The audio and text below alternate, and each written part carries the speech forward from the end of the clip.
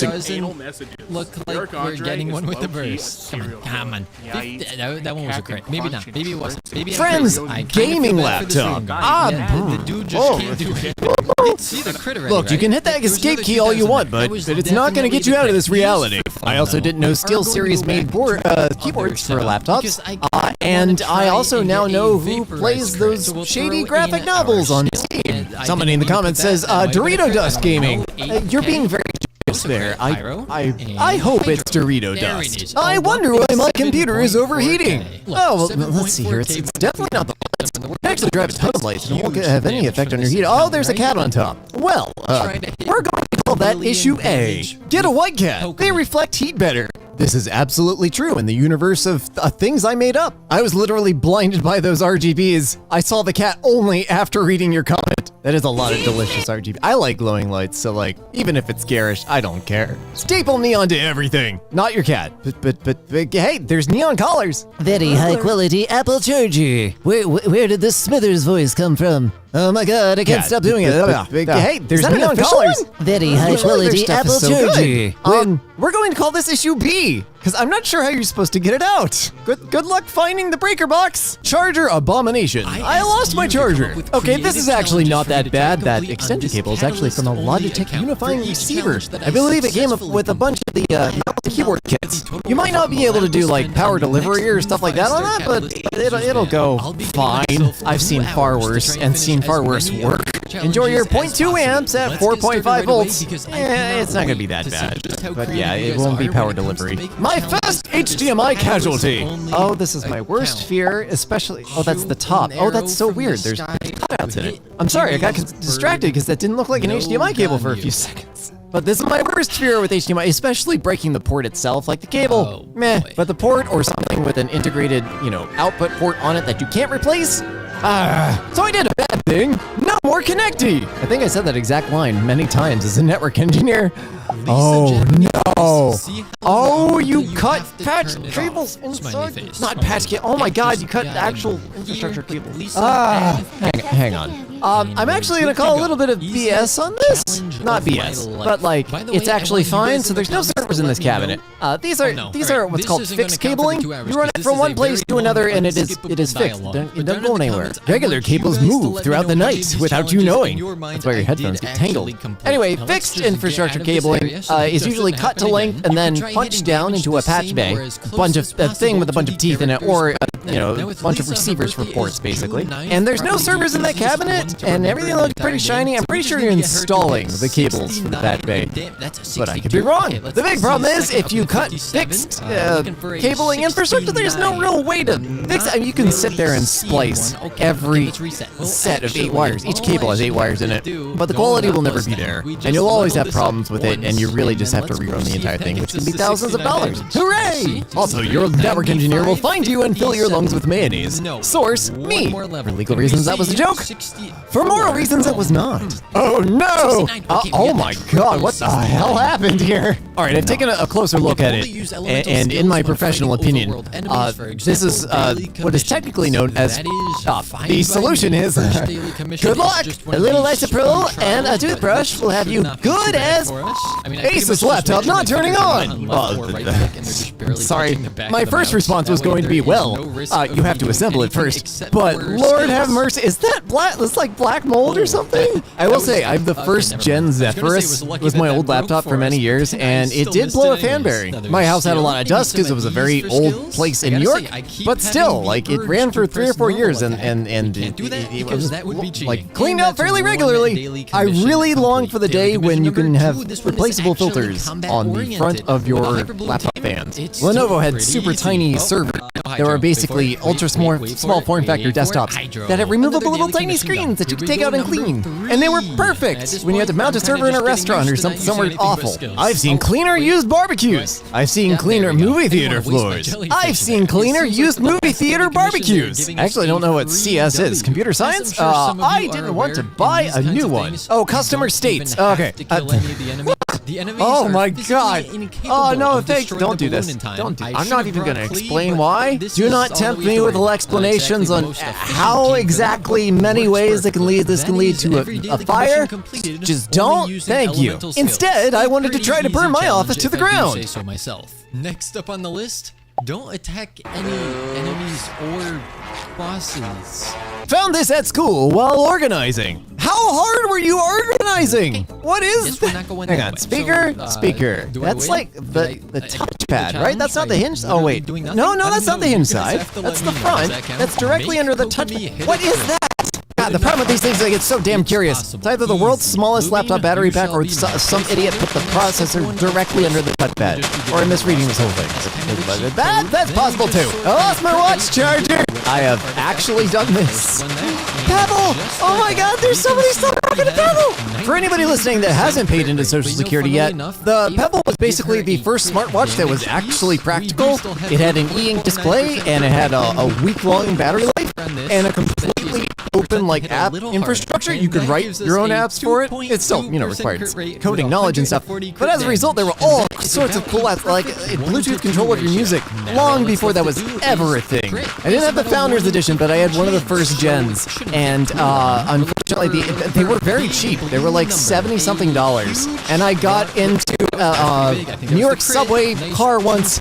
Went from like a blazing hot summer to the car was super cold, and whatever happened, the display fogged, and like a bunch of lines showed up on the screen, and I was so sad. Anyways, Fitbit bought them, and then like immediately killed them. I don't know why. I've yet to see another smartwatch with the same capabilities with a week-long battery life. So, Pebble, I miss you. Fitbit, you.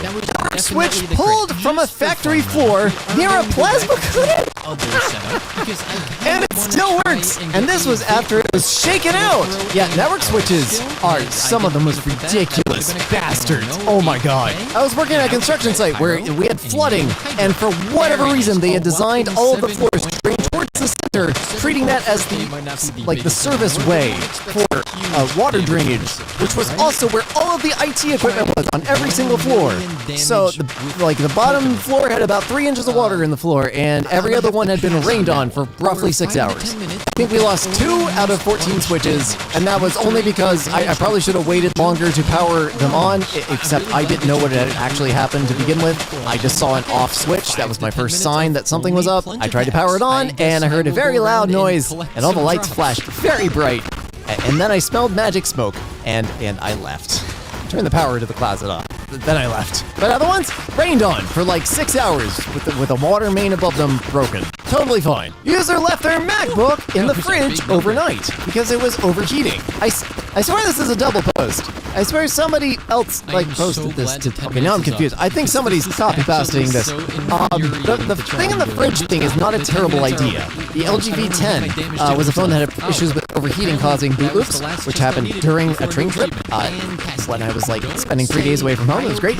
But to get all my photos off of it, I had to stick the phone in a freezer, run a USB cable out, and get all my photos off that way, because that was the only way it would boot. However, as you can see here, the problem is the condensation. Condensation's gonna beat up on everything, and it's gonna move dust and crap and other stuff around so that it conducts electricity and just creates shorts everywhere. Now, if you just let it sit for several days and let it completely dry out and get a dehumidifier, it should be okay. It's not, but I mean, in general, this is okay to get your stuff off of it and buy a new computer, or don't treat this one as reliable. Hey, can I get help with plugging in my iPad? No, the frack you can't. Not with that demon brick you just brought in. Not today, Satan. Maybe tomorrow. Can't. Electrons found a way out. They gone. Customer doesn't want to pay for backup internet service. How is this solving a okay, that's a hotspot. Is this their secondary? I'm so confused. Okay, this is why I'm confused. Plenty of SMB, small and medium businesses, or a SOHO, small office, home office, routers support just a straight up USB plug on the back, and you can plug that into a hotspot and use it as a failover internet connector. In fact, there are even some smaller firewalls that offer this, and a lot of the Synology routers just have dual WAN ports. You can plug your main internet there and your hotspot into another one, because it's a backup, and then you tell your firewall only let the important stuff through when our main internet goes through. So I'm concerned as to why it's overheating, because I worked off a hotspot for a year, did not overheat on me.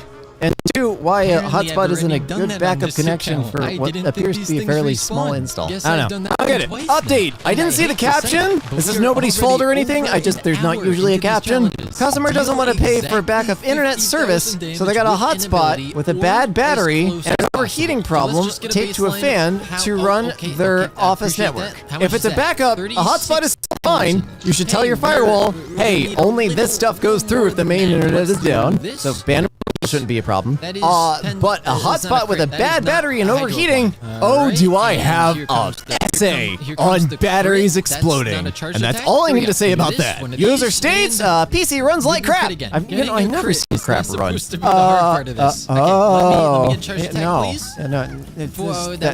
I can't even think of an hourly rate that would justify this. What brand is that keyboard? Well, I need the brand of that keyboard. It's fuzzy, but if that keyboard still works, I need to know what it is. Indestructible, Itronics, and General Dynamics grade.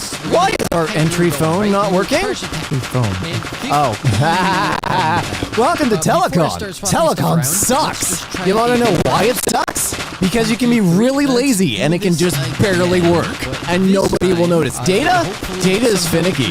The cable has voltage drop, or like it's kinked, or has shorted connectors. So, like, you will not be getting all the data. Phones, you'll just hear a little crackle, and it'll be just fine. 60% of America's copper phone infrastructure is made of fishing line wrapped in well-meaning fortune cookie fortunes and probably soaked in coffee and nicotine. I wish I was joking. The critical extension cord that runs the main office internet at my job.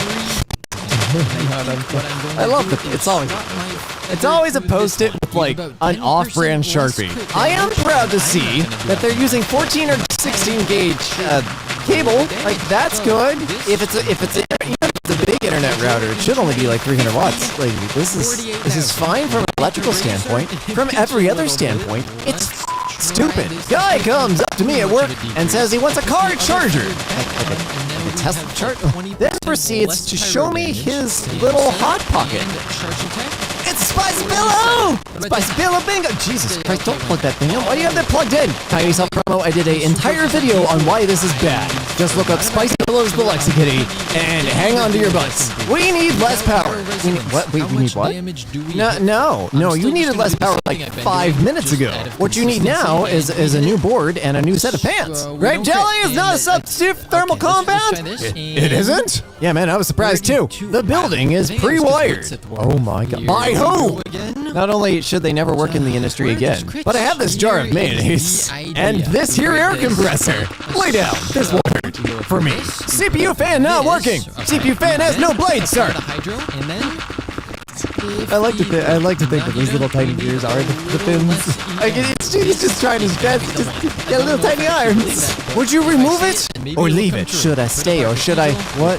Oh, that's better. Oh, what did you do? How did you do that? That's not remotely where any of the screws go in an iPhone question mark. It just says Apple Japan. If you get pretty close to dead center, it's actually just better to leave it because you really don't want to short igniting any of the gas that's created when the electrolyte starts to break down. So I would leave it and not charge it. Like, unless like this is about to be put back in service, in which case you replace the battery. Oh man.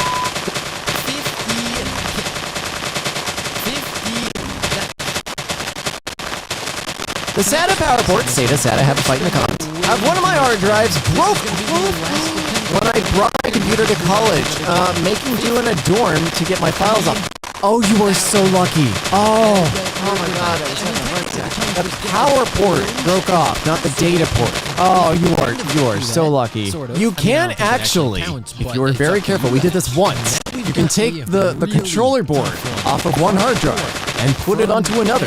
And using recovery software, this won't work like you can't just slap it in. Using recovery software, you can just read the raw bits off the platters and put that into an image. And then when you reassemble that image, you get the data. We did it once, we did it successfully. It was with server drives. I don't remember all the steps, and they were fairly small, so like we had a little bit better chance of success. But yeah, the bottom board fried, and it wasn't even set up by us. It was set up by an external vendor for one of our departments for a product they purchased, and it was never properly set up by them. We weren't even supposed to be touching it, but we were trying to get the files off of it for them. But I'm really glad you got your data lab, or at least it looks like it.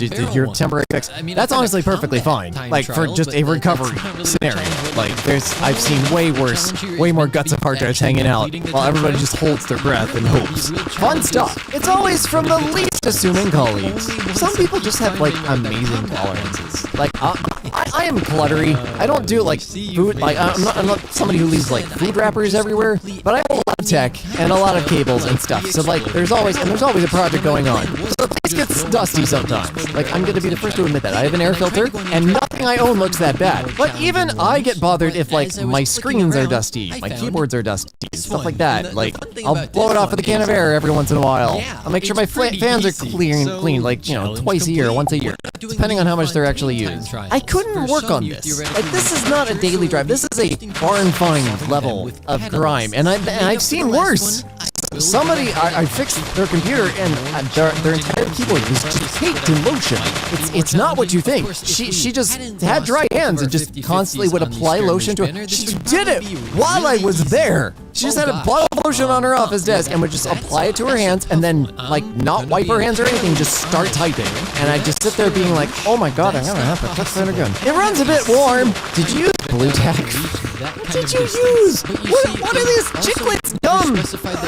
Did you put fruit by the foot down as thermal paste? What is this? Hey Linus, can you test, like, the thermal conductivity of fruit by the foot? Friend said that his PS4 isn't accepting discs. Well, it accepted one. It just wasn't the right one, and it won't be accepting anymore. Actually, that should be okay as long as, like, the gears or whatever aren't stripped. I'm actually not familiar with the inside of a PS4. I haven't had to open mine yet. Fudge soldering to save some money. Hey, you should talk to the last guy. He found money in his PS4. Also, that is, that's pretty good. Well, the other one's a little rough. But, like, overall, you could have done much worse. This is the bad version of what I was afraid of. That guy that on the way to college broke off the SATA power connector. This is the data port. This is the important part, and this is the finicky part. And, like, this is one way to do it. This is very much a we're gonna do this once and get all the files off of it at the end. But yeah, you did all right for, you know, emergency patch. Not bad, as long as it works. Saw this at my work today. Was it in Florida? I'm genuinely not kidding. Like, there are machines that run, like, point of sale and stuff like that at beachfront restaurants and those, like, half in, half out villa style places. Everything in there that is not galvanized stainless steel is just orange. It's amazing. Abuse of school computers. What else is new? Oh, holy hell! That's much. Guessing Lenovo because of the full bottom anti-sliding pad thing. What happened? What? Computer should have the right to self-defense. It should be like, no, you're punching me. I'm gonna take this here battery.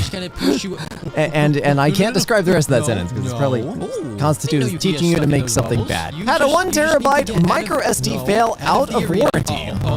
Figured I would find out how they're built. I thought it would have to be stacked. No, but there's around 40 dies in here. Yeah, they're all printed, usually in one solid sheet. It's actually much harder to stack stuff for, like, NAND flash and things like that. I'm not an expert in this, but I remember way back when Adafruit was getting their pick-and-place machine set up. I talked about how hard it was to just do stuff on XY and how much way harder it is to stack stuff.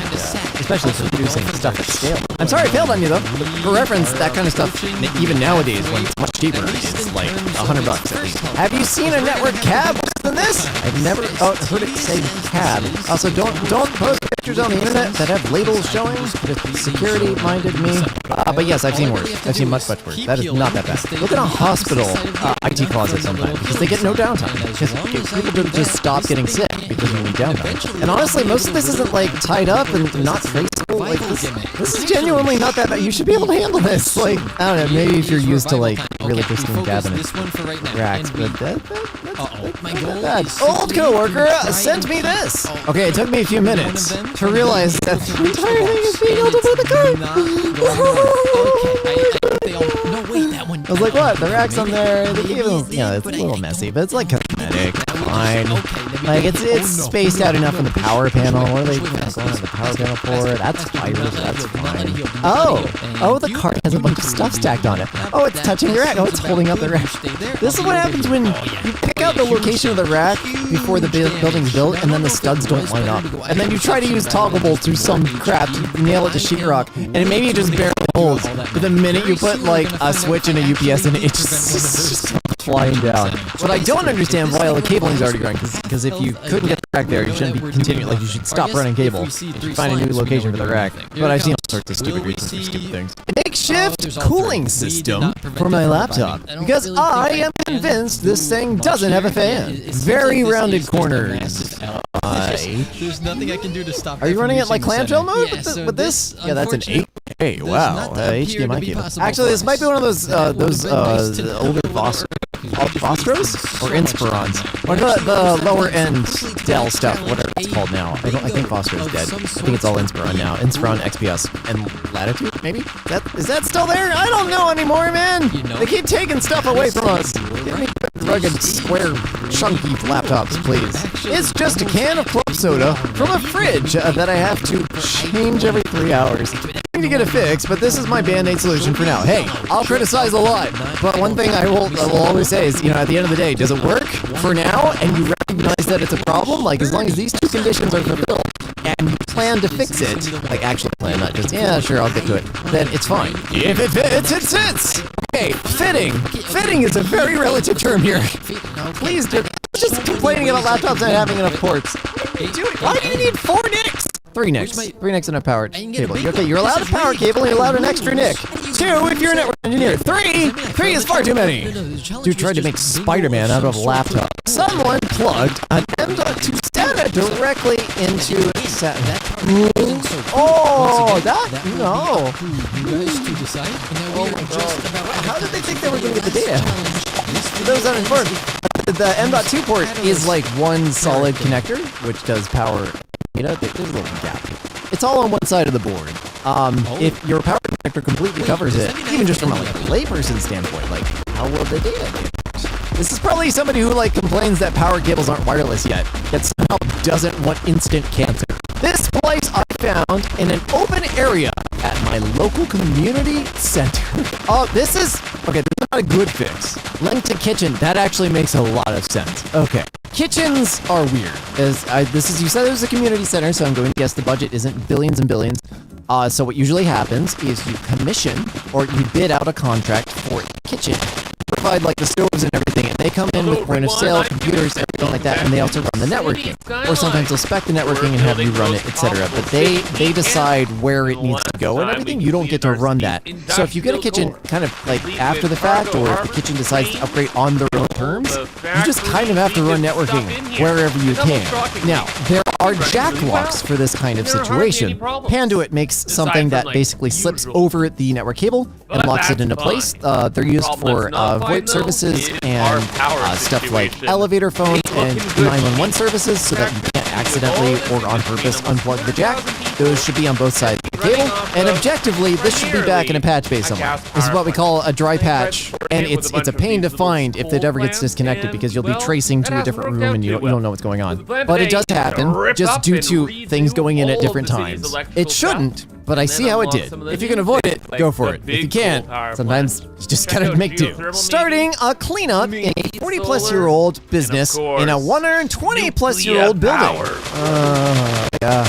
Yep, I've done a lot of that. That's actually not terrible. It's pretty bad, but when you start finding bottles of orange juice under server racks, I have scars. Actually, the electric boxes are super cool. Also, don't run power and data together because induction.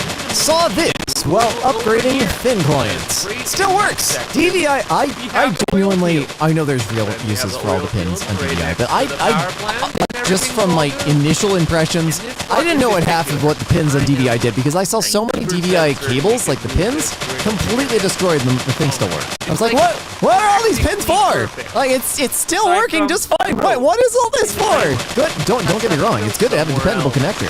But yeah, don't keep trucking through a lot of stuff. 2-picture horror story. Oh no. Oh no. We've got. Anytime you have MM test, you're just having a bad day.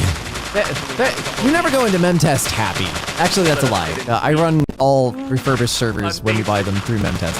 Anyway, memtest tests your memory, not your memory, the computer's memory. And I think it can do a few other things, but no, first pass, already got an error. So they opened up the board. I actually had to look this post up because I was slightly confused as to what I was seeing. The RAM soldered to the board. So usually RAM clips out, it comes out in a little chip, and then you can replace it or add on. In this case, it's just on the board. Unless you would use a lot of really fiddly surface mount soldering, it's junk, it's e-waste. Well, according to the replies, Windows and Linux, you can actually tell them to ignore the bad areas of RAM and keep working around them, like create a map of all the bad areas and just keep going. But it's never going to be performance level with it. But yeah, this is why I don't buy a laptop with soldered RAM. It's just getting harder and harder every day. Is this the famous bug that every developer talks so much about?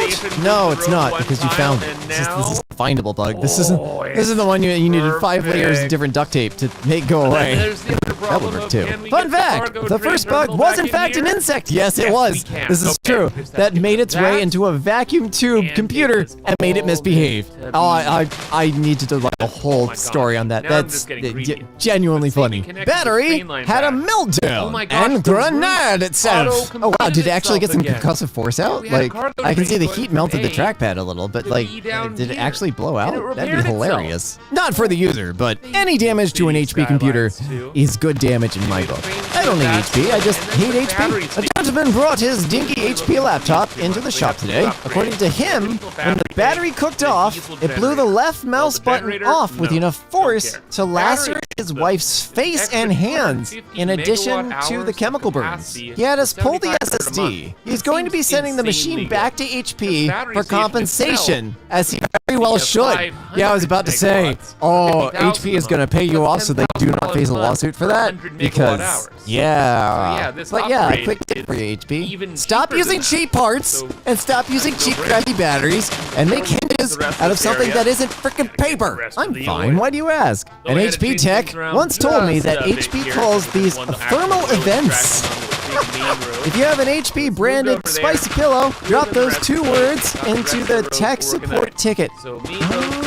And supposedly, HP will drop everything and send out a technician to replace the battery, even if the device is out of warranty. That's really cool if I ever spent money on an HP device. Bent 2001 Athlon chips. Oh man, my first computer was an Athlon. Athlon 2700 XP Plus, I think, which was like clearance, old stock, something. I was like 13 or 14 and was on a budget of like $400, and like it was the first computer I had built that wasn't just like assembled from parts out of like scrap and garbage and whatever salvage I could find. It was a piece of crap, but it was my piece of crap, and it ran. And still, I think it ran for like well over a decade. More like 2004. That's a 939 chip. Okay, I'm not sure if the 939 chip is the actual model number or some sort of joke. If it's the actual model number, you're literally correcting this. You're the annoying one, just so you know. This one little AP running an entire warehouse. Oh, Godspeed, friend! Godspeed! Can't tell if that's one of the older Ruckus units or one of the newer Aeronet 2800 or whatever they are. 2802? 2802i, I think, for internal antenna. Hey, one of those little Ruckus. If there's not a lot of devices, this is actually fine. Like a big giant AP with lots of power, serving like 10 devices in wide empty space, totally fine. It's when you get into high density situations where you have lots of devices on AP that you need to have less APs with less power, spread out more evenly. Sorry, my specialty was Wi-Fi networks, so like I can go on for years about that. Someone put a banana in my backpack that made its way into my laptop. What in the what? How did it make it to the inside? How did it get inside? That's the back of it. Did it come in through the cooling fan? Did you not have it in like a case or something? Okay, I try not to blame the end user. If you just throw your laptop, like, do people do that? Do people not put like a sleeve on it? Like all my backpacks have like the little slot in the back, like the TSA slot. But if I'm just throwing it into like a satchel or something, like it goes in like a squishy neoprene sleeve thing. But I'm sorry that happened. Either way, that really sucks. Also, you should sue whoever put the banana in your backpack, or just slap them really hard. Whatever makes you feel better. My job fixes oven control boards. Oh, interesting. This is one we couldn't fix. Yeah, see, the issue here is that everything is on fire. Is at one point. That's the main issue. At least it works. Okay, on one of my explanations videos, a bunch of people yelled at me for criticizing the AWG or wire gauge of cables powering a PS4 and said, no, that gauge wire should be totally fine, blah, blah, blah, blah, blah. I have miles of this particular cable. This is 23 to 24 AWG solid core copper wire, and it is not rated for what is usually 19 volts, however many amps. This is not safe. This will heat up, especially the way the connectors are. This one we can all agree that you shouldn't do, even though you shouldn't have done the other thing either. Okay? Okay. Actually, the picture's kind of fuzzy. That might be braided core wire, in which case that's even worse! Heck, you know, I don't think I ever really read it changes the currents, yeah, but the transformers. Thank God I don't want to keep paying for premium. Brother, you pay for Twitter. Look, I don't like frickin' corpos on Twitter, but sometimes they make a good point. Having children is saving the world. Raising them, not so much. Oh, whatever. He's got a lot of money he can flaunt at the very least. British Museum asks public and experts to help recover stolen artifacts. Have they checked the British Museum? Does this game exist? Second Life is not a game. It is a multi-user virtual environment. It doesn't have points or scores. It doesn't have winners or losers. Oh, it definitely has losers. Oh man, I've only played that game one time. It scared me a lot. Can this teenager use a rotary phone? Look at these stupid kids. They can't use a rotary phone. They can't use a phone book. Wow. It's almost like as technology advances, older things slowly become useless and obsolete. Kinda like Ellen. Oh God, Ellen. What a fall from mediocrity. Girls be like, 1 year with the love of my life, and this be the pick? What's wrong here exactly? Oh, the OP is jealous because people can fall in love for looks and or personality, of which they have neither. Minnesota officials ready for potential feral pig invasion. Well, the Packers game isn't until the 31st of December, yeah, so they have time to prepare. I am sure you know what it is. I'm equally disturbed by your lack of comments. You make a post and you know what the answer is and wait for people to comment raising your social relevance. Is this clickbait? Nothing chaps my hide more than Baby? Wow, that's not a word. More than baby boomers saying clickbait. This is not an article. If I wanted social relevance, I'd grow a beard, wear shirts that say 1776, and yell from my car about how the government has a secret plan to enslave you with a vaccine. That's the wrong where. But anyway, the point really is... Actually, no, I'm not here to get to the point. I'm here to make fun of you people. All right? I still can't believe the boomers were the biggest hippies of all goddamn time. They're the biggest hippies ever. And then one day, they turned into the biggest goddamn psycho brats known to mankind. I'm sorry, there are a lot of you boomers that kick ass, and I love you. I genuinely do. I'm sure that there's at least a couple of you actually here that listen to MK. I don't want to make it seem like I haven't had buddies that are boomers. I have. They can be pretty damn funny, but you gotta admit, a lot of your peers can be quite insane. Do you like... Uh-oh, that's an inside thought that we said out loud. That's not how we make friends, and that was not a good choice, sir. Now, how can we make a better choice next time? Let's reflect together. Yeah, I'm sorry, if you start off a conversation with any other human being you don't know, do you like... Yeah, they absolutely have every right and reason to talk to you like you're a 4-year-old learning etiquette. Do you notice that men are no longer persuasive? Once they ask you out on a date and you say no, that's it. If I want to play games, I got a PlayStation. Yeah, how dare men do what you ask them to do? Respect your decision, rather than pressure you into saying yes when it's clear your answer from the get-go means you do not want to. If someone tells me no, that means no. That is not hard to comprehend. GPT-4 responds to Elon Musk's criticism. Oh, I bet. GPT-4, more like GPT snore, blah, blah, blah, blah, whatever. Elon, if I had $1 for every time I outsmarted you, I could bail out Twitter. Oh my God! How can a generative text program be smarter than Elon Musk. What the Jimmy Kimmel to host 2024 Oscar ceremony? Who cares? Nobody does. It's why we posted it. So everyone can take time to post that nobody cares. It's a public service to the nobody cares crowd.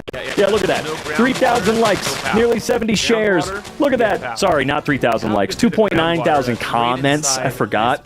But yeah, I'm really tired of people that are clearly following the page, who are engaged with its posts, and will say, yeah, no one cares. I don't know. It's a little annoying. It's that high horse. Every year the Super Bowl comes on. I don't even like football. Me neither. No one gives a fuck about my opinion on football, jackwagon. Just like you may not care about my Spotify Wrapped, but I know there's at least a few people that follow me on Twitter that kinda give it. You don't have to, but you're not cooler than anybody for not caring. Companies like Raytheon are the reason you're typing this today. Both the fact that you're alive and you wrote this on a phone/computer. Damn, bro. You want some more salt or seasoning to go with that boot you're licking? Notice how you didn't try to disprove my claim, but instead just insulted? Claims asserted without evidence can lick my balls. Burden of proof is on the assertion. Proof to me I wouldn't be alive without Raytheon or go back to the boot. Remember, burden of proof is on those making the goddamn claim. If you say 2 + 2 = 12 and I say, what? No, it doesn't, and then you tell me to look it up and do my research, you're a dipshit. You have to show me your actual evidence and proof for that mathematical equation equaling what you say it does. You do not try to flip it around on me, on the people asking you to prove it. That's on you, buddy. The type of guys girls be given a chance, yet I've been single for years. It's surprising girls give guys like this who get mad over pixels a chance, and not a hardworking guy who actually makes something of their lives. Oh my god. Here's one of the poor little good boys. Bro, be frickin' for real. If you've been single for years as you're whining about perhaps, as you're whining about perhaps you aren't, okay. As you're whining, perhaps you aren't as good a catch as you think you are. Go cry about your loneliness somewhere else. There is going to come a certain point when bitching on Reddit, actually, if you're bitching on Reddit, that's less valid than just complaining in general. MC Hammer, bringing the receipts. Oh boy, what receipts? Let's see, stick to being a one-hit wonder. You have no idea what you're wading into? I got at least 19 charted hits. Which one made you wonder? Oh, that is a beautiful response. Just because you only know one artist's song does not mean they are a one-hit wonder, okay? Jeez. We didn't need to be told don't try this at home when we were kids because we weren't freaking... Yes, you were. You people were goddamn insanely dumb. Said the generation of kids that made magnetic refrigerator doors necessary, and the reason toy stores no longer sell lawn darts or M80s. Well, the M80s... I don't get why those would have been sold in toy stores. Technically, it's a firework of some kind, right? But yeah, lawn darts? Yeah. Also, the generation that thought that, you know what? No, I could honestly go into it forever depending on the generation, but I'm assuming that these are very old Gen X or pretty young boomers that are making this claim, man. I don't want to hear no housewife talk unless you watch Kevin Samuels without rolling your eyes? What? Kevin Samuels was twice divorced, or a twice divorced deadbeat dad that died under a hooker. Don't think he's the person to listen to for relationship advice. Who? Google should not be used in school, nor taught in school. Computers and the internet have ruined kids. Be a good role model and get off the internet then. Absolutely. Like, I'm sorry, times have changed. I don't have access to encyclopedias with truly up-to-date information. Travis Kelce's doing Bud Light and good shot commercials. He needs to fire all his marketing agents. Or he just needs to go ahead and cut his off, become a chick, and endorse Joe Biden. He went home with Taylor Swift, Clay. Well, you know Clay. You know exactly what a dude that talks about chopping off and becoming a chick. You absolutely know the type of guy. So he's probably got some nasty, disgusting opinions about Taylor Swift. Don't worry, Chris. You're correct. Travis out here winning, at least for now, until he becomes a song.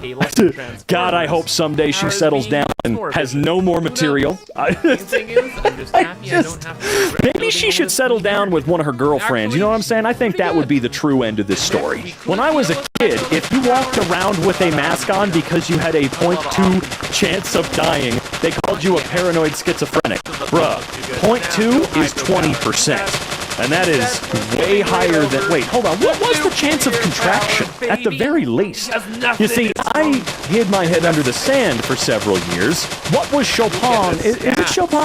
What was Chopin's diet? I'm trying to get better at his music. Figured one of the best places to start would be to get the same gut bacteria. What did Chopin most likely eat inert? Inert? What is inert? Wow, I'm talking too fast. I need to slow down. What would they have most likely eaten in early 19th century Paris? People will do anything to avoid practicing. Wasn't that artist like a savant of some kind, or were they actually like a, I've been playing this instrument or making my music for 5,000 years, practiced musician? Because I mean, like, Mozart was, what's the word? Not a savant. I can't think of the word. You know what I'm talking about, though. If you know me, you know I'm committed to truth and fairness. Here's the truth. Not a single authentic user on X saw IBM's, Comcast's, or Oracle's ads next to the Content in Media Matters article. Only 2 users saw Apple's ad next to the content, at least one of which was Media Matters. Bigger wins over manipulation or allegations. Don't be manipulated. Stand with X. I feel like your character will have 3 lines tops when they make a TV miniseries about this. Ooh, that one kinda hurts. Ouch! This is why you thrive on Twitter. It's the perfect medium for you. It's very superficial and oriented to the public and not experts. Oh yeah? Well, this guy says I'm an expert. Huh. That is a lot. That is a lot. In Provoked, How America Started the New Cold War with Russia and the Catastrophe in Ukraine, Scott Horton delivers on his thesis. This book is a necessary, timely, critically important antidote to Western war propaganda, which posits that Russia invaded Ukraine for reasons that have nothing to do with Western interference. Damn it! But said all that. You want to know who's quoted as saying all that? Max Abrams. So I paid €12 for a seat, but a window isn't included in the deal? What the hell? Read that again, but slowly. Okay, I do have to say, the prices that Ryanair seems to be able to do, I'm sorry, I would actually be kind of pissed about the window because I get really panicky and weird on a plane if I can't look out the damn window. I get a lot more claustrophobic and just, I don't know, I'm having a lot less of a good time. Less good of a time, you could say? For the, what's the equivalent of what, that is euros, right? What would that be? Like 13, 14, 9, 10, 11 dollars? It's so cheap. The cheapest single one-way flight I've ever seen in the U.S. is when I took a Spirit Airlines flight for $45. Awful, by the way. Don't ever fly that absolute joke with an airline. For that money, I couldn't even get to the airport if I took public transportation. I think of that 12 as the extra charge for choosing your seat. This has happened to me before when I paid to choose a seat, that their schematic made it look like it had extra legroom. Turns out they didn't include it in the bulkhead. Oh no, they didn't include the bulkhead in the drawing. Gotcha. Yeah, so just remember, I don't think Ryanair is ever the good guy. I believe the CEO said something along the lines, if he could take out all the seats and make standing room only, he would make all tickets like $1. But standing room only on a plane, well, at least we know he's not allowed to do that for now. Breaking. Apple has just reportedly halted advertising on X after owner Elon Musk backed an anti-Semitic? Oh my god, my brain is just not running well today. Backed an anti-Semitic post. Apple following IBM, and in the last few hours, Lionsgate pulled ads. Tesla market cap slashed $40+ billion since he retweeted the anti-Jewish post. We're on it at 3. Ridiculous. Cancel culture is still alive. This you, Bob? Oh yeah, cancel culture doesn't count when they do it. No, it doesn't count. It's not the same. Stop. Shut up. Pride equals 1 month. Veterans equal 1 day. Our veterans deserve more. February 3rd, National Military Chaplains Day, aka 4 Chaplains Day. February 19th, Coast Guards Day, Navy Reserves Day, K-9 Veterans Day, Medal of Honor Day, Vietnam Veterans Day, Gold Star Spouses Day, Air Force Reserves Day, Army Reserves Day, Silver Star Banner Day, Military Spouse Day, Children of Fallen Patriots Day, Saturday in May Armed Forces Day, Memorial Day, D-Day Anniversary, Army Day, Coast Guard Auxiliary Day, Korean War Veterans Day, Coast Guard Day, Purple Heart Day, Marine Forces Reserve Day, Palmia Day, I do say Palmia just because it's easier to read, Air Force Day, Gold Star Families Day, Navy Day, National Day of the Deployed, Marine Corps Day, Veterans Day, Pearl Harbor Day, National Guard Day, National Wreaths Across America Day, Space Force Day, P.S. May is Military Appreciation Month. P.P.S. April, Month of the Military Child. November, Military Family Month / Warrior Care Month. P.P.P.S. Gay men have served in every war ever. There's zero conflict between LGBTs and Armed Forces Appreciation, except the one made up in your head. This guy's not gay, though? Dude, look at them. He's wearing them jorts and boots. Like, look at this guy. Huh? Hold on. Air conditioning is unhealthy, bad, miserable, and sexist. I can't explain how many times I've gotten sick over the summer because of overzealous AC in the offices. The majority of men in business settings are wearing multiple layers of clothes to conform to dress code. Put on a goddamn cardigan and stop making me ashamed to share a chromosome with you. I woke up at 4 a.m. every day for years while I was building my business and still had a full-time job. If you want it, you'll find a way. No excuses. You run an internet marketing agency with 48 followers on Instagram. I'm going to sleep in around 300 kilometers per hour. Or an hour? I don't know, it's the slash. Sorry, stupid American here. Please translate to my superior measurement system. About 14 times the speed of a 45 caliber bullet. 14 times the... Oh, I didn't see the point. The 0.14 times the speed of a 45 caliber bullet. I was gonna say, good God, I thought they moved a lot faster than that. Anyway, you don't think I'm pretty, LMAO? No, I do. I do think you're very pretty, but what I am not is one of those, or these opes, that will give you a free ride just because you have your looks as a get-out-of-jail-free card. Look, I get it. You were raised by a society that thinks you should be celebrated for just existing. I'm not a part of that society. You're fatuous, you're inattentive, you're an egomaniac. You're conceited almost beyond belief to think that your distinct lack of personality is made up for by the fact that you're pretty and spend a lot of your day squatting. We have nothing, and I mean nothing in common. You don't read. You can't tell me what your favorite movie is. You're a Cardi B fan. You have no interest in sports other than the footballers. And now, F1 drivers that you enjoy objectifying. Your favorite car is what's popular. Your favorite drink is whatever other people are buying, or buying you rather. And no, just no. It staggers me that you went through so much of an effort to get my number from your bra after meeting me once to be this person. You clearly don't know me at all, and made little to no effort to, in this time, to do so. So yes, you are pretty, very pretty, but I'm pretty as hell too, so what makes me chase you? It's not enough to just be pretty. It's nothing. Good frickin' lord. Once again, PETA are full of excrement. Do you mean full of shit? Think of these goats next time you see a cashmere jumper. Here's some context though. Goats scream for all kinds of reasons, including hunger, boredom, and pain. Brushing removes dandruff and loose hair that some goats get and increases blood flow. Goats just make noise sometimes, PETA. Animals will sometimes just do that. Like you guys. Did you know? The Sith Eternal Fleet seen in Star Wars The Rise of Skywalker was created by Sith cultists on Exegol, or Exegol, I don't know, who indoctrinated Exegol's population with Sith values and raised and trained their children to become officers, mechanics, and soldiers for the Final Order. No, how could we have known? Elijah Wood is the absolute GOAT. I f***ing love the man, and I'm so happy he's the one to say this.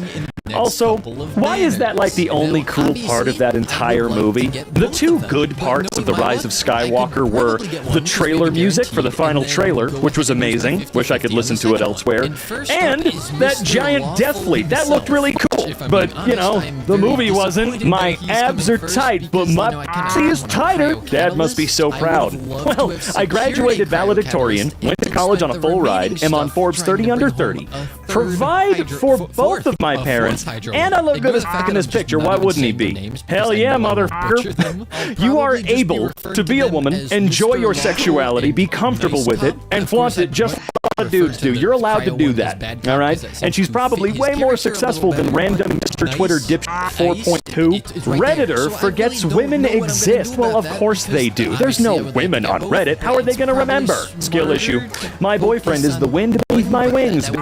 Dating is different for gay people. Your experience isn't equivalent. This post is about men and women not getting along. I'm straight, though? My boyfriend. I'm straight. Make up your mind. Lol, which one are you? Homie, I'm a woman. No, this guy didn't forget women exist. Exists. This guy doesn't think they are people. There are a lot of statistics where Americans are at the top. Most of them just aren't that nice to brag about. Oh god, you could go on forever about the things we're number one in that are very sad. Oh, I forgot how to convert 1.85 meters to 185 centimeters. OP must be American or dumb. Same thing. All I'm hearing is wah wah, my country doesn't have the 6th biggest pyramid in the world? What? Fix your hearing then. Why should I care about the opinion from someone likely living off of American taxpayer money? Basically, no one lives off of the American taxpayer money except for corporations. You can't even feed your own homeless or pay for healthcare with that money. When it comes to killing with American taxpayer money, now that's different. By the way, what kind of flex is having the 6th largest pyramid? Sounds like you're having a hard time coming up with upsides to living in your country.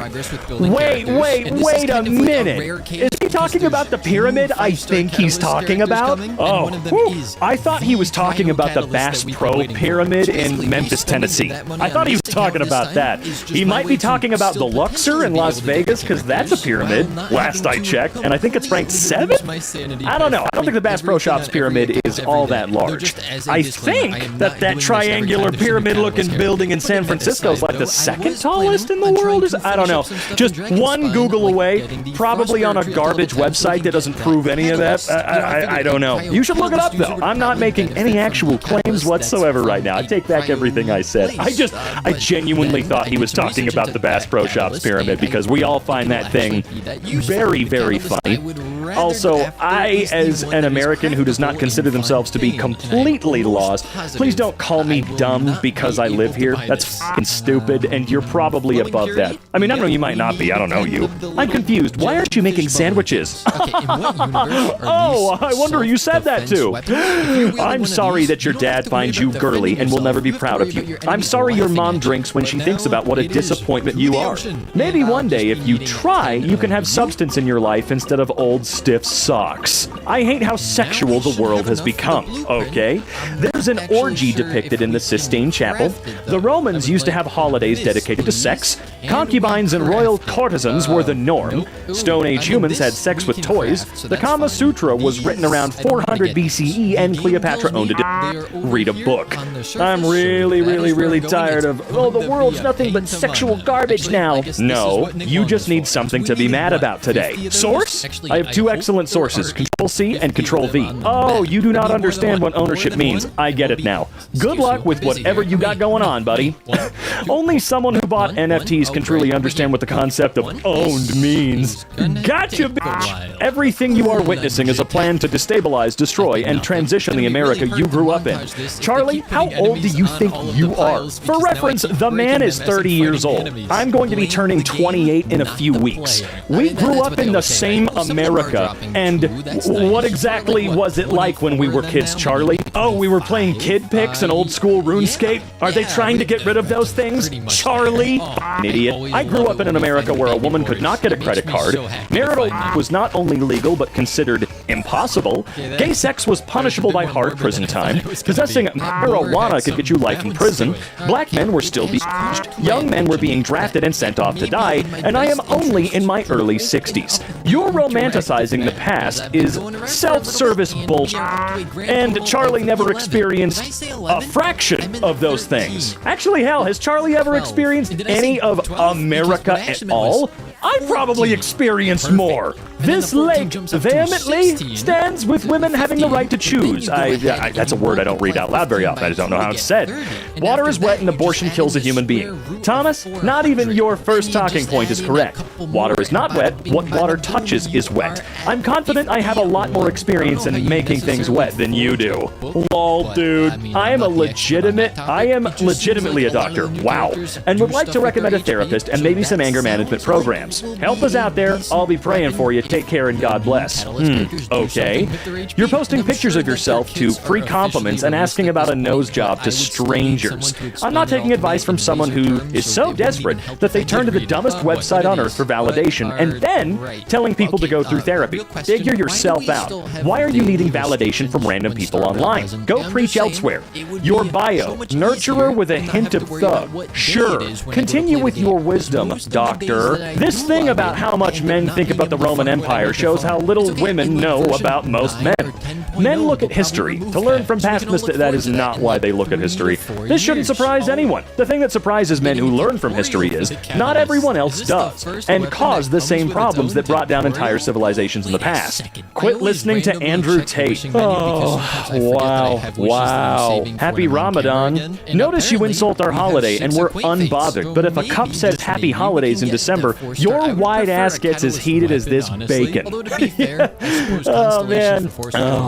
It's just so tiresome how very, very hardcore Christmas celebrating individuals will lose their minds about people saying Happy Holidays, because I don't know what you celebrate. Hell, you could have an ugly-ass Christmas sweater that says Merry Christmas, and I'm not going to make any assumption at you. Why? Because I don't know you! Stop it! If I say Happy Holidays and you get offended, grow the does your doors don't have locks? Does your English have it good? You speak English because it's the only language you know. I speak English because it's the only language you know. We're not the same. That is probably one of the greatest beatdowns in internet history, and I'm so glad we all get to see it. Normies trying to avoid the mountain of proof that the conspiracy theorists were right about everything. Okay, this is a meme. Where is the mountain of proof? Where is the... See, this is what we were talking about at the beginning of this video. Where is the mountain of proof? This is a photograph with some text. Give me all of your proof. Anyway, what does this lovely comment here have to say? Biden, still president. Clinton, still not in jail. Trump, still not in the White House. FEMA alert killing everyone through their phones on October 4th. Nope. The storm, still never came. The Great Awakening, still napping. JFK, still dead. JFK Jr., still dead too. Pizzagate, still fake. The Holocaust, still real. Moon landing, still happened 6 times. Hunter's laptop, still just pics. Twitter files, still nothing. Obama, still Christian. Oh, and American. Area 51, still just an aircraft testing site. FEMA camps, still don't exist. Operation Jade Helm, Texas is still there. Still real. The vaccinated, still alive. The Great Reset, didn't happen. 9/11, still no proof it was an inside job. Earth, still round. Chemtrails, still just ice clouds caused by a rapid change in air pressure at high altitude. Climate change, still real and getting worse. The pyramids, just tombs built by humans. Stonehenge, just a temple built by humans. Adrenochrome, just a waste product of adrenaline that was incorrectly hypothesized to be the cause of schizophrenia in the 60s. Princess Diana, still dead by an accident. Gas stoves, still there. Fox News, just made up lies and admitted to it in court. Q, still just a 4chan troll. 4chan troll that people have dedicated their entire brains to. Why? Why JPN? Why must you make these 13 particular days different than the rest? Why not just make it a... What? First, second, third, fourth, fifth, sixth, seventh, eighth, ninth, 10th, 11th, 12th, and the teens. Why English you do this to us? What? Oh, no, I don't get it. Murdered by words in Murdered by Words. We do like ourselves a little bit of murderception. The better question is, why did you post this up? I see no murder or anything close to it. Maybe they meant to post in one of the boring dystopian subreddits? 5 million karma. Nope, they know what they're doing. OP is the type of poster that if you block, your Reddit experience just improves by a tiny bit. That's not murder, but a scratch. Finally, available everywhere. Who is Lara Trump? I played this for my dogs, and after they ran to the garage and grabbed some fireworks, they told me next time to shoot those off instead of playing your song. I'm sorry, except I'm not. Anthony Bourdain had this right. Once you've been to Cambodia, you'll never stop wanting to beat Henry Kissinger to death with your bare hands. You'll never again be able to open a newspaper and read about that treacherous... what is that word? Prevaricating, murderous scumbag sitting down for a nice chat with Charlie Rose or attending some black tie affair for a new glossy magazine without choking. Witness what Henry did in Cambodia. The fruits of his genius for statesmanship. And you'll never understand why he's not sitting in the dock at The Hague next to I don't understand those, but I know what you're saying. While Henry continues to nibble nori rolls and ramaki at A-list parties, Cambodia, the neutral nation he secretly and illegally bombed, invaded, undermined, and then threw to the dogs is still trying to raise itself up on its one remaining leg. Almost half of Gen Z are germaphobes and hand wash 10 times or more daily. Wow, that's wild. I wonder if there was any kind of collective life-changing traumatic event that happened that made them this way. You know, I personally have been thinking the exact same thing. What out there could have happened that would make, well, that many of a certain generation kind of freaked out about getting sick? No, it wouldn't have been just catching a cold or the flu or something as a child. No. You know, my sarcastic ass just can't seem to come to grips with anything. Can't think of anything, unfortunately. You know what I can think of, though? All that merch sitting over at mkshop.com that you can get free shipping on with code Ruben at checkout. That's right, it's still the same code, it's still the same benefit. You already know. Now, if you haven't, you gotta. You know what I mean? You know what I'm talking about. What's your 5 to 9 after your 9 to 5? Ooh, that's a good question. Assuming that the typical workday is 9 to 5, I know that many have alternate schedules. I'm curious what your 5 to 9 routine is that helps you be social, if you want, and generally enjoy life. I close work tabs and open up personal tabs. Hell yeah, we know where you're going. It's one of the 3 possible routines, depending on how much energy I have. Option 1, gym, followed by shitposting on the internet, or disappointment. Option 2, video games for like an hour, followed by posting on the internet or disappointment. Option 3, a nap followed by disappointment upon waking up. I'm gonna go with all of them. Oh wait, no, I don't go to the gym though. Yeah, I just kinda play Beat Saber and do push-ups. But not nearly as many push-ups as you might be assuming in your head. Like 3, being alone with my thoughts. That sounds so fun. I do that a lot myself. Music production. I create a bunch of songs in my head all the time, but haven't had the chance to actually make them until now. I want to be in my later years in life knowing I tried everything I ever wanted to. I have friends who are skilled at it, and it's a challenge talking to them about it, knowing I'm in a place of inexperience. I spend my 9 to 5 in a place where I know what I'm doing, so it's a nice change of space. That's not what it says. Community theater. What's in there? A lot of different people who are either passionate about storytelling or being part of something. I've had a lot of fun hanging around people who also like singing, making weird voices, being weird, and accepting. Oh yeah, I worked with a guy who did a lot of community theater work. Or at the very least, a lot of, well, how would you say, improv work? Very community-based, very, very fun. I don't ever have the balls to do that. I never will. It just freaks me out. What are some things that socially awkward people do? I want to know the things that make people socially awkward or weird. Okay, here we go. Socially awkward person here. I have difficulty making eye contact. Can't make small talk for shit. I always end up making some stupid remark or speaking so quietly they can't hear me. Struggle to understand other people for one reason or for some reason when anxious. Zoned out frequently and end up staring vacantly into space. I'm overly apologetic, can't make decisions on the spot, so a way to approach me when I'm not ready is bound to be an awkward interaction.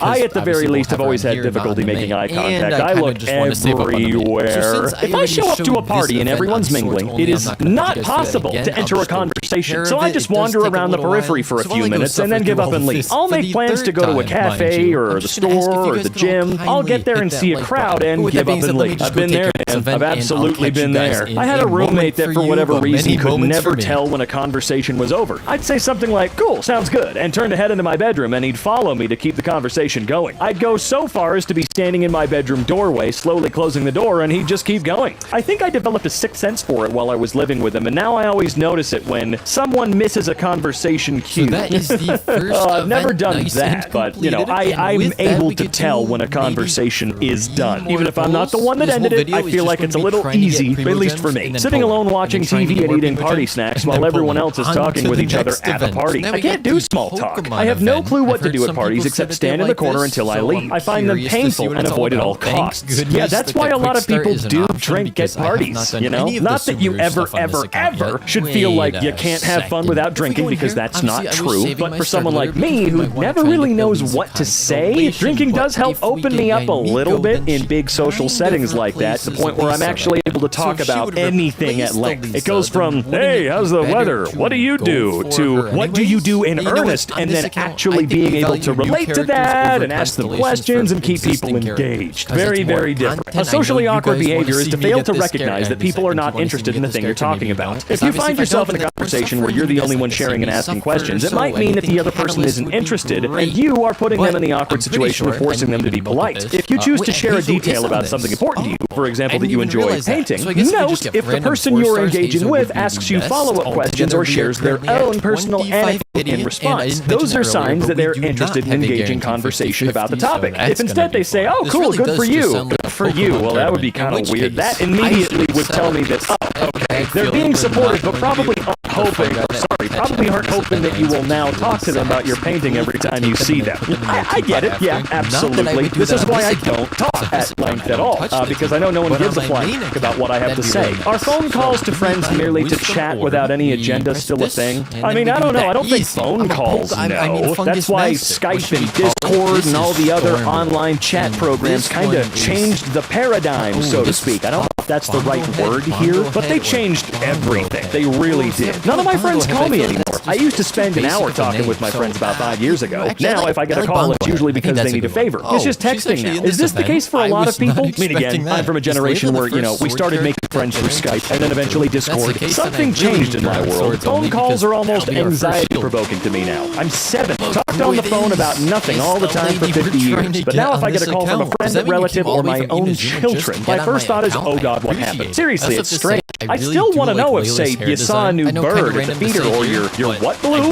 That's a text with a photo, not a phone call. Weird and not good, I think, but I do it too. It's so interesting. My grandma, who's in her 70s, always calls me to chat about random stuff like what she cooked today or how are her plants doing or the weather. My friends never would. My friends never would call about that sort of thing, all right? I don't know how old everybody else is. I would prefer this type of call, but the phone calls I get are from others who want to complain about other people or situations. This is mostly my blood relatives. It's a real downer, besides annoying and anxiety-producing. I either have to muster the energy and courage to end the call quickly or just to...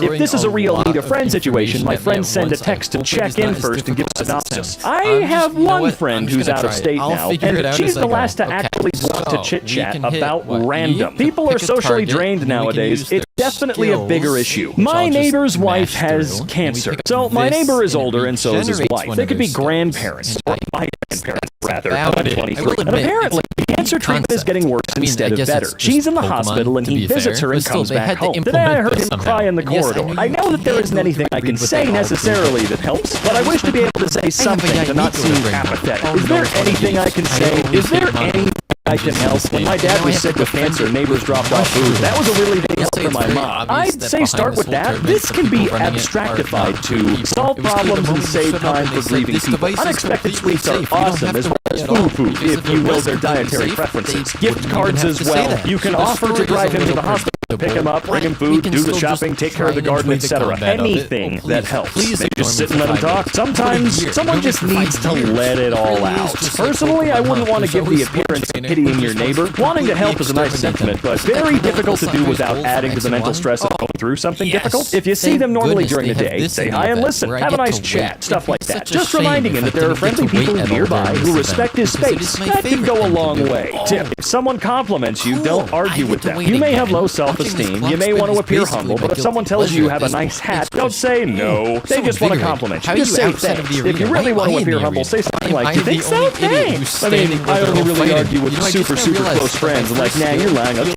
you in the nuts. But if someone comments like, I like your tattoo, I like your shirt, I like your hat, or whatever, I just go, oh, thank you. You know, it feels like that's pretty normal to me, whether or not I agree. You guys are getting compliments? No, just condiments. If you're nice, they'll give you an extra packet of ketchup. I do actually get a lot, a significant amount. I just never reply with thank you. I generally reply with, oh my god, shut up, you're lying. I think I need to start accepting compliments and saying thank you. Like, literally, the girl gave me a compliment and I told her to shut up. No, I'm not. She gave me another one. I'm like, OMG. You're even so humble. I love that. Oh, I see. I'm an idiot. Is that actually how you reply? I thought you were kidding. So true. And as a girl, I found the best way to respond to specific compliments about hair, clothes, makeup, or accessories is to say how you did it or where you got it. Specifically if the compliment's coming from another girl. Example, I love your dress. It looks so good on you. Oh my god, thanks. It's from.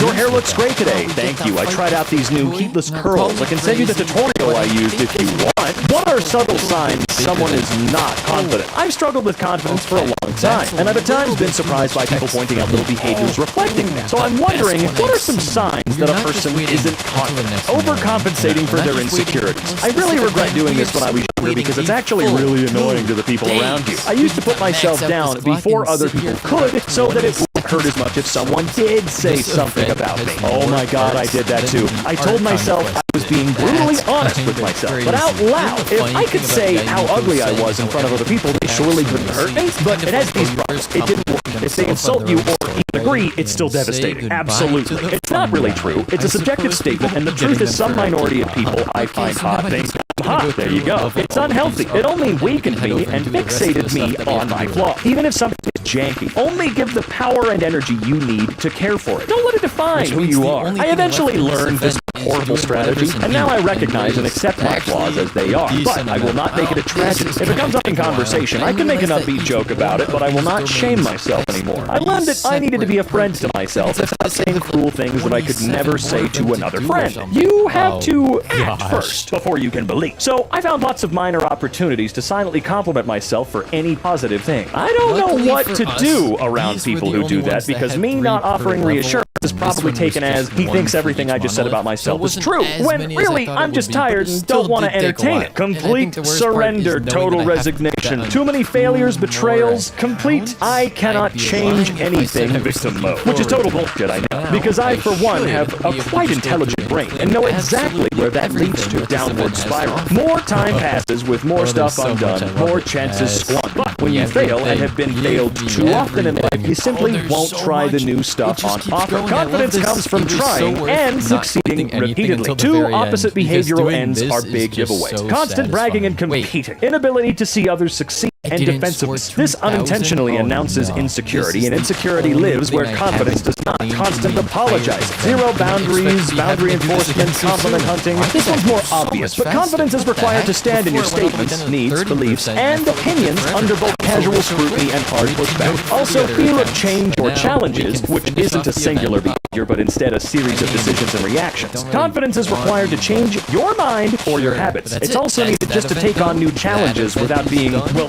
traumatized by them. Why do people say don't become friends with coworkers? I don't understand this. It's already difficult enough to make friends as an adult. The workplace seems like the easiest way to make friends as you spend so much time there. When you go to work every day and you're around these people all the time, it's natural to build relationships. Having friends at work also makes the job more enjoyable and it makes the day go by quicker. I can understand not being friends with your boss due to the power imbalance, but I don't see anything wrong with befriending other coworkers.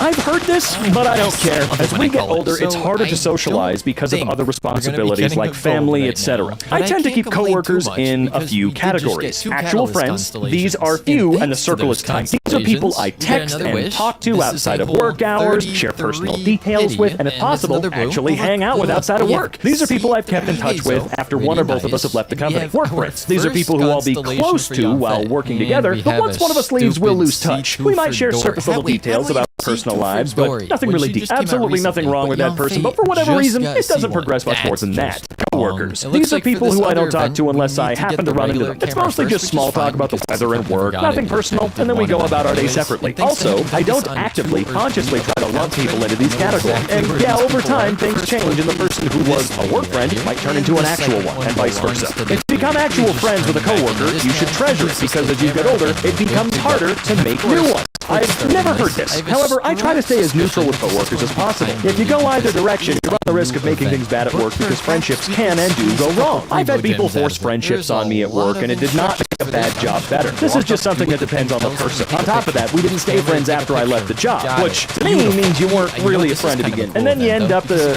the same it's difficult to make friends as an adult space as before. In what drama do you live in where friendships go more wrong than just not being friends anymore and not talking? What has to happen between you for a plain friendship to go that far south? People can turn on you maliciously. Best friends sharing personal stuff one day, enemies using the info you shared against you the next. Also, making shit up about you. Not pleasant to be stuck at a workplace like that, okay? Because they have the ability to use the information you share against you. In the end, they are not allies, but competitors. Of course, it's hard and hard. See, I think that's a big problem right in and of itself is that so many workplaces are competition-based. I don't want to work in a place that's like that. That sounds like a fucking nightmare and terrible at all. It's always you versus me. No one ever gets to work together. Of course, it's hard and harmful. More so because you spend so much time there, but anything you say or do can and will be used against you. My coworker asks if I'd like something from the coffee shop every day, and I say no every day. So they always ask me if I'd like something, and I politely decline. But this morning, one of them kind of scrunched her face like a confused what the hell and left. I don't know what I did, but am I not supposed to say no? I bring my own tea. I don't get the idea of someone using their own money to get me something. I feel like I have to owe you something in return. I understand you were doing it out of the kindness of your heart, but in all honesty, I don't know you well enough to feel comfortable with you doing that. I'm boycotting Starbucks, but there's a coffee bean one more block down. I would more likely say yes to that. Anyways, crazy enough that it was my work crush that did this, and now I'm spiraling, but it's okay. I'm okay. I am not okay. I don't know what you did, but I know you fumbled the bag with your crush. If you have a crush on them, why did you say I brought my tea? Or why didn't you say, excuse me, I brought my tea, but I'll walk with you? Yeah, at work, folks join each other for just the walk to the coffee shop without getting anything themselves all the time. If you want an excuse, just say it's a needed break and you want to stretch your legs anyway. I don't really have any advice for you, but it reminds me of one coworker I had who had to say, that smells so good,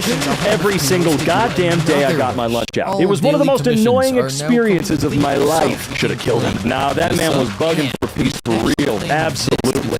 I finally snapped and asked her, are you hungry? Do you need me to bring in food for you? And then politely laughed it off. Oh, her, okay. Yeah, don't do it. She quit doing it after that. Don't kill her. Don't do it. If it was the guy, I don't know. I'm really tired. I can't really make a joke. I've been doing this all day. A man in a gym tried to show dominance on me. So I, 21, have been going to this gym for about a year and a half, and people are mostly the same here. One guy, late 20s, early 30s, who I often see in the gym, tried to show dominance on me. I'll be laying on the bench press, was about to lift the bar, and this person standing next to the bench, and this person stands next to the, wow, okay, and puts his hand on the bar. I tapped on his hand and told him, please take your hand off, I need to lift it up. He looked at me and then looked away and did not lift his hand. The hell? Told him again, and he started to stare at me and did not took his hand up. God, okay.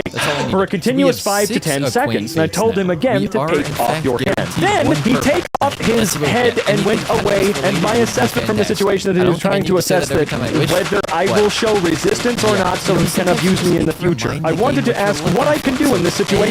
Next time this happens, just go straight to the gym staff and report him. Nothing asserts dominance like getting yourself banned from the gym. Yeah, it's a gym. Everyone's paying to be there. I don't care what anybody says. Oh, you tattled on me? Yeah, get the hell out of here, douchebag. Guy needs to be banned. There absolutely should not be someone screwing around with the bar while people are trying to bench 100 kilo above their neck. This person's a walking nightmare. This isn't about dominance. This is about stupidity. They demonstrated that when it comes to stupidity, they are the king, pope, and god. I just socialized at a party I went to by myself, knowing no one for 8 hours. What the hell? How did I pull that off? It's like my social anxiety disappeared randomly. I talked to so many people, had so many laughs. I never thought in a million years that I'd be able to manage that. I had a really good time. Can someone tell me how to turn on this superpower all the time? One of the most helpful things for me was remembering times like this, so next time I feel uncomfortable socially, I can remind myself, remember that one time? I did great, and it all felt natural. Maybe it's not just me, and more about finding people I can get along with like that. That bit of confidence has definitely helped me from getting too in my head, and overall helps with socializing with anyone. Nice job. I suffer from social anxiety, and my take is this. Because you knew nobody, you could step out of your shell and be anybody. There was no pressure of you making a fool out of yourself and it following you for the rest of your life, because you might never see any of these people again. Does that make sense? That does. I can see that. What's a social skill you really believe works, but is unpopular? Unpopular can be subjective, so whatever that is unpopular from your perspective works as well. Warmth. I think people perceive bringing warmth to others as being fake because people have trouble bringing themselves to an emotional state where they feel warm. However, knowing how to do this very effective, it is very effective. I'm just missing words. I'm missing words tonight. So it's worth learning how to both feel and express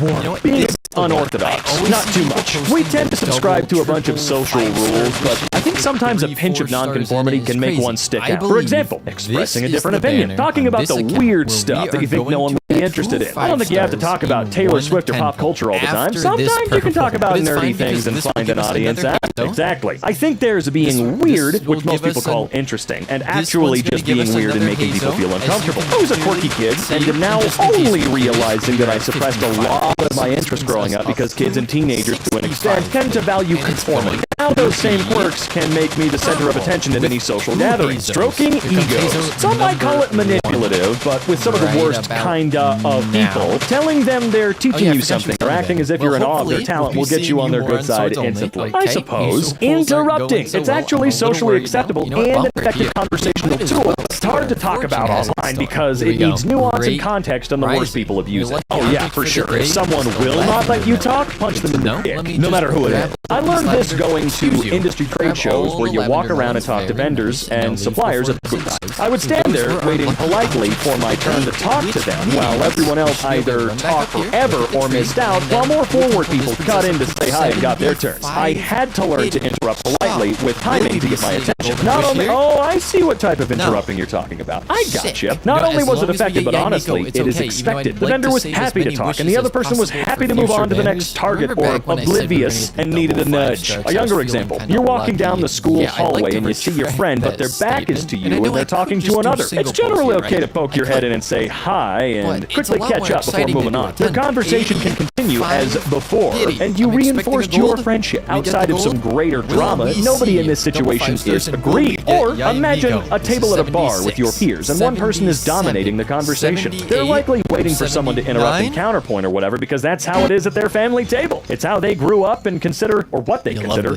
normal, and even appreciate it, like fencing or jousting. I mean, I personally don't like talking to people who see conversation as a battle, but, you know, pretty privilege is a thing if you aren't socially awkward. I'm conventionally handsome, and I've been told this many times. Oh, don't you have a girlfriend yet? Someone as handsome as you? Well, for the entirety of my life up until recently, I've been super socially awkward. I admit that my good looks have been able to lend me a handful of experiences with women despite this, but I've rarely been able to pull some on my own. So looks can help, but I guarantee you the most socially adept person can be ugly and pull more than I could ever dream of, at least for now.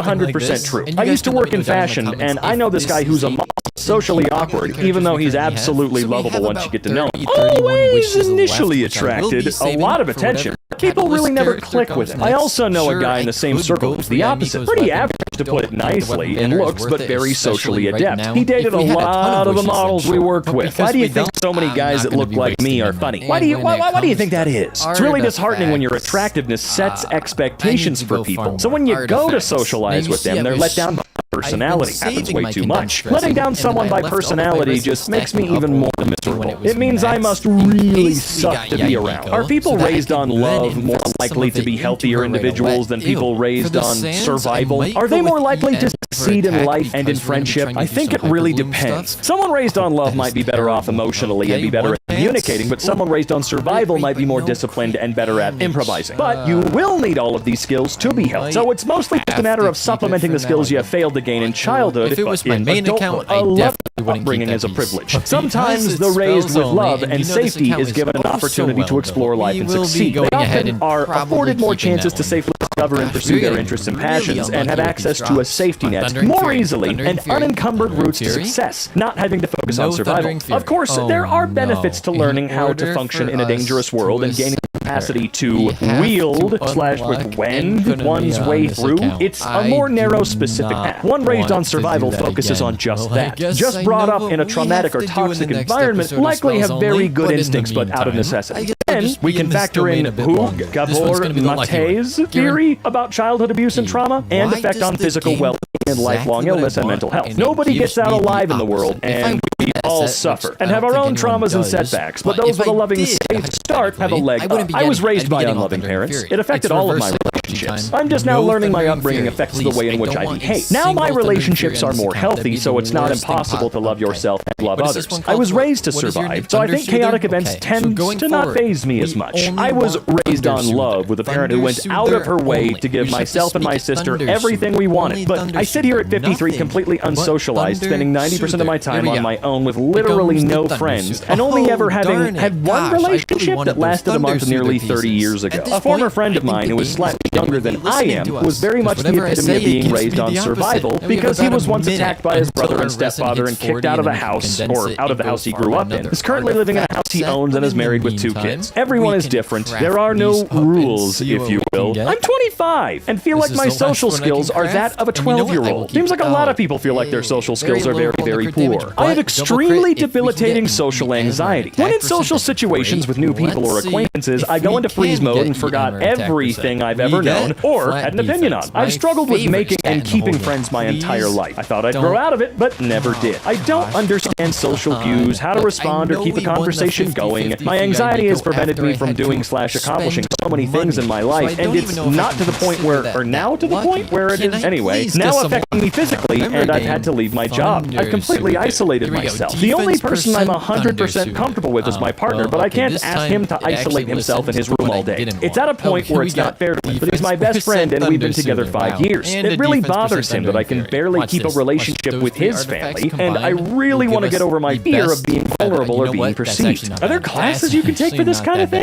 Would anyone on here be willing to help me out, or just some tips that have helped you with bad anxiety? I mean, I don't know. I don't know about classes, but therapists are worth their weight in gold. In my honest opinion, most others don't have very good social skills either. They've just memorized how to act in certain common situations and fake the rest. So don't knock yourself for not being smooth. And don't think everyone's judging you when you mess up, because most of us are judging you and aren't that smooth ourselves. And screw the ones who are. Does anyone feel like they have a slow brain which makes social situations and public speaking more difficult? I'm 26, fairly introverted with some social anxiety. I've been thinking lately about why I feel socially awkward and therefore nervous a lot of the time when socializing. In many cases, it simply feels like if I knew what to say, I would not feel nervous or awkward because my brain doesn't come up with things to say. Either because I have a poor working memory or simply too slow and not able to think of things on the spot. I feel stuck. It often feels like people around me are able to fluidly share their experience, thoughts, and feelings, whereas I end up saying things that sound weird or stumbling on my words because I couldn't think of them or organize my thoughts quickly enough. For example, situations like when telling a story or a joke, I end up sounding really clunky because I can't remember the order or pace of how things should have been said, or the punchline comes in my head before all the build-up so it loses its impact. My inability to organize my thoughts on the spot has particularly made public speaking and presentations extremely stressful and panic-inducing at work or in casual social situations, as I don't have the confidence that my brain will come up with stuff to say. I feel like I have to over-prepare and rely heavily on reading off slides. Just wanted to know if anyone else out there related to this experience, or if anyone had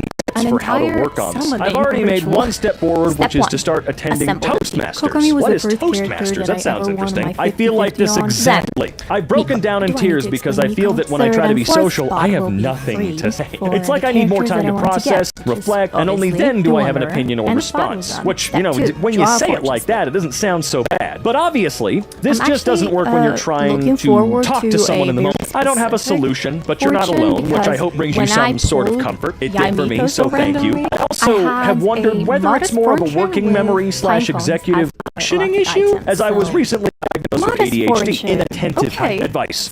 It's broadening what you allow yourself to say. When speaking, try to make it a habit to share anything, even if it seems boring or whatever. I think the problem here for a lot of people is less about having things to say and more about, number one, thinking that what you talk about has to be super interesting to be worth it, or number two, not realizing the experiences that are shareable. Asks what you did this weekend, for example. I didn't do anything. I had a long week, so I was pretty much recharging all weekend. I made waffles. Notice this is much different than, not that much, just hung out at home. But we assume that we can't talk about stuff like what we ate, or having a long work week, or that we can't make it interesting. It's all about the attitude that you say things with. If you get a little bit more honest with yourself, you'll realize that you do have things to talk about, and they can be made interesting. I say be honest with yourself, because I feel like this ultimately roots down to trying to be something in a conversation. I think it's easier when it's strangers you never think you'll see again. Regardless, good job. The power of, sorry, what were you saying? Have you guys ever had a moment where you were talking, but then you got talked over, or the person you were talking to got distracted and you just trailed off? Sucked, right? Remember when this happened and someone said, sorry, you were saying, and you got to finish what you were going to say?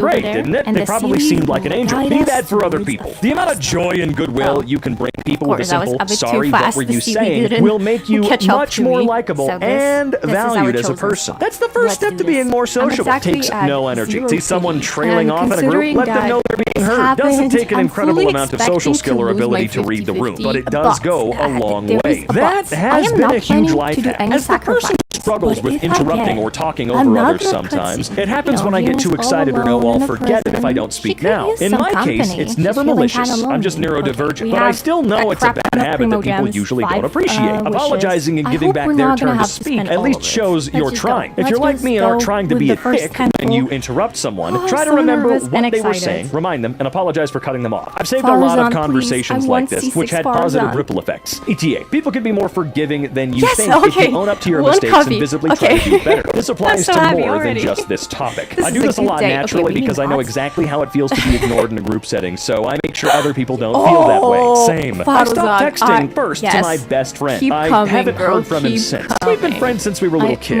I noticed I was the one to always initiate the hangouts. He always agreed, but I remember having a gut feeling that I would never hear from him again if I stopped texting first. And now it's been a month. This could be me on the other end. This is how I've lost so many people I love. I often feel like I'm a burden or don't feel like I have anything worth saying, and then I don't text first. I keep going back and looking at the last text over and over and over again, and the longer the time stretches between now and that text, the more guilt and shame I feel over not responding. At the same time, letting the lack of communication from the other side confirm all my worst fears about that relationship and myself. Don't feel any guilt or shame. If they are your friend, I'm sure they'll be happy to hear from you, whether it's weeks, months, or years. But you'll never know for sure unless you text them. Just wait. Sometimes not forcing hangouts is good for a friendship. It should be a fun, spontaneous thing rather than an obligatory hangout every X days to mark it off the checklist. I don't think that's what he was doing, though. I don't think it was an obligatory hangout every X days.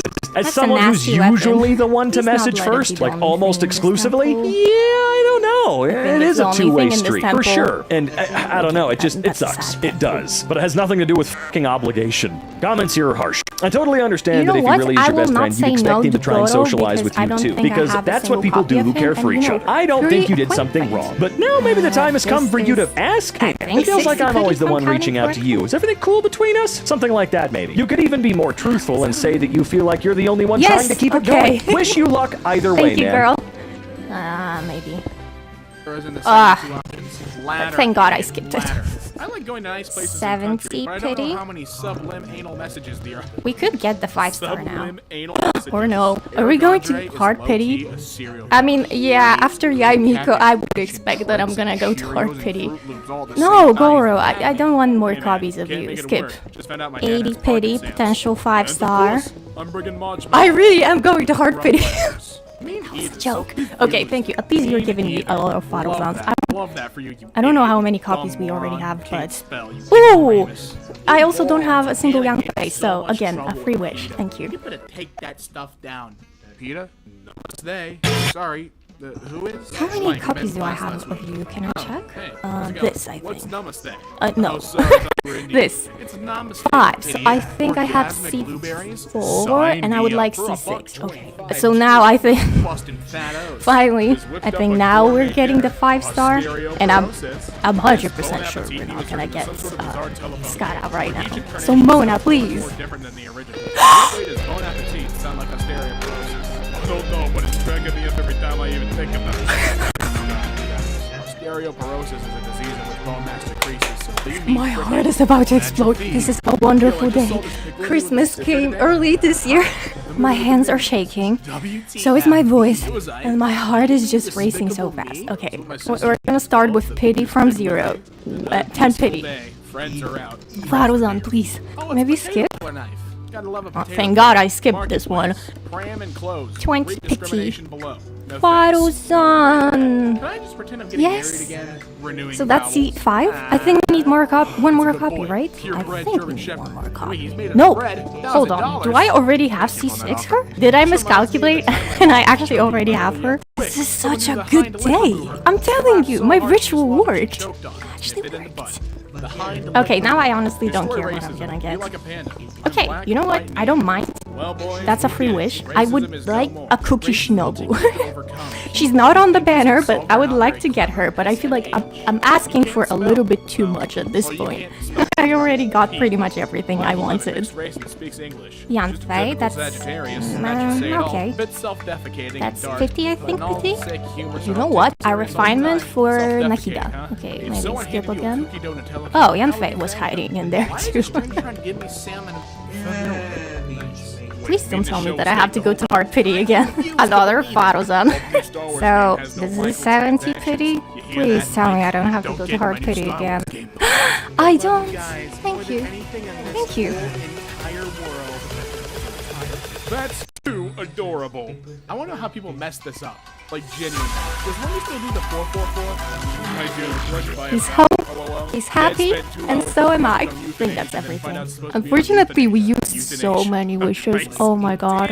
I just realized we used like half of the My stuff I baby had. going And to you know the the worst garden. thing? I don't see anything Yes, wrong with this one. I got is this a bronchitis. good idea to even You mean pull on a bronchitis? weapon I said what I No, said. is My girl walking this round in weapon her a good weapon to linguini, have on in your her account? her No, linguine. but am I still gonna her pull for it? Oh, hell doesn't yeah. matter, man. The It's actual hot, reason that okay? I'm gonna pull this Blubbery weapon banner is cheesecake. the Gonna make me sword, pretty blubbery because I'm gonna eat all of do it. you What want school to you see went to? what kind of Why? weapon You my look Shisho has been $4 running your. around I for look the what? past 10 I months? said you look $4 your.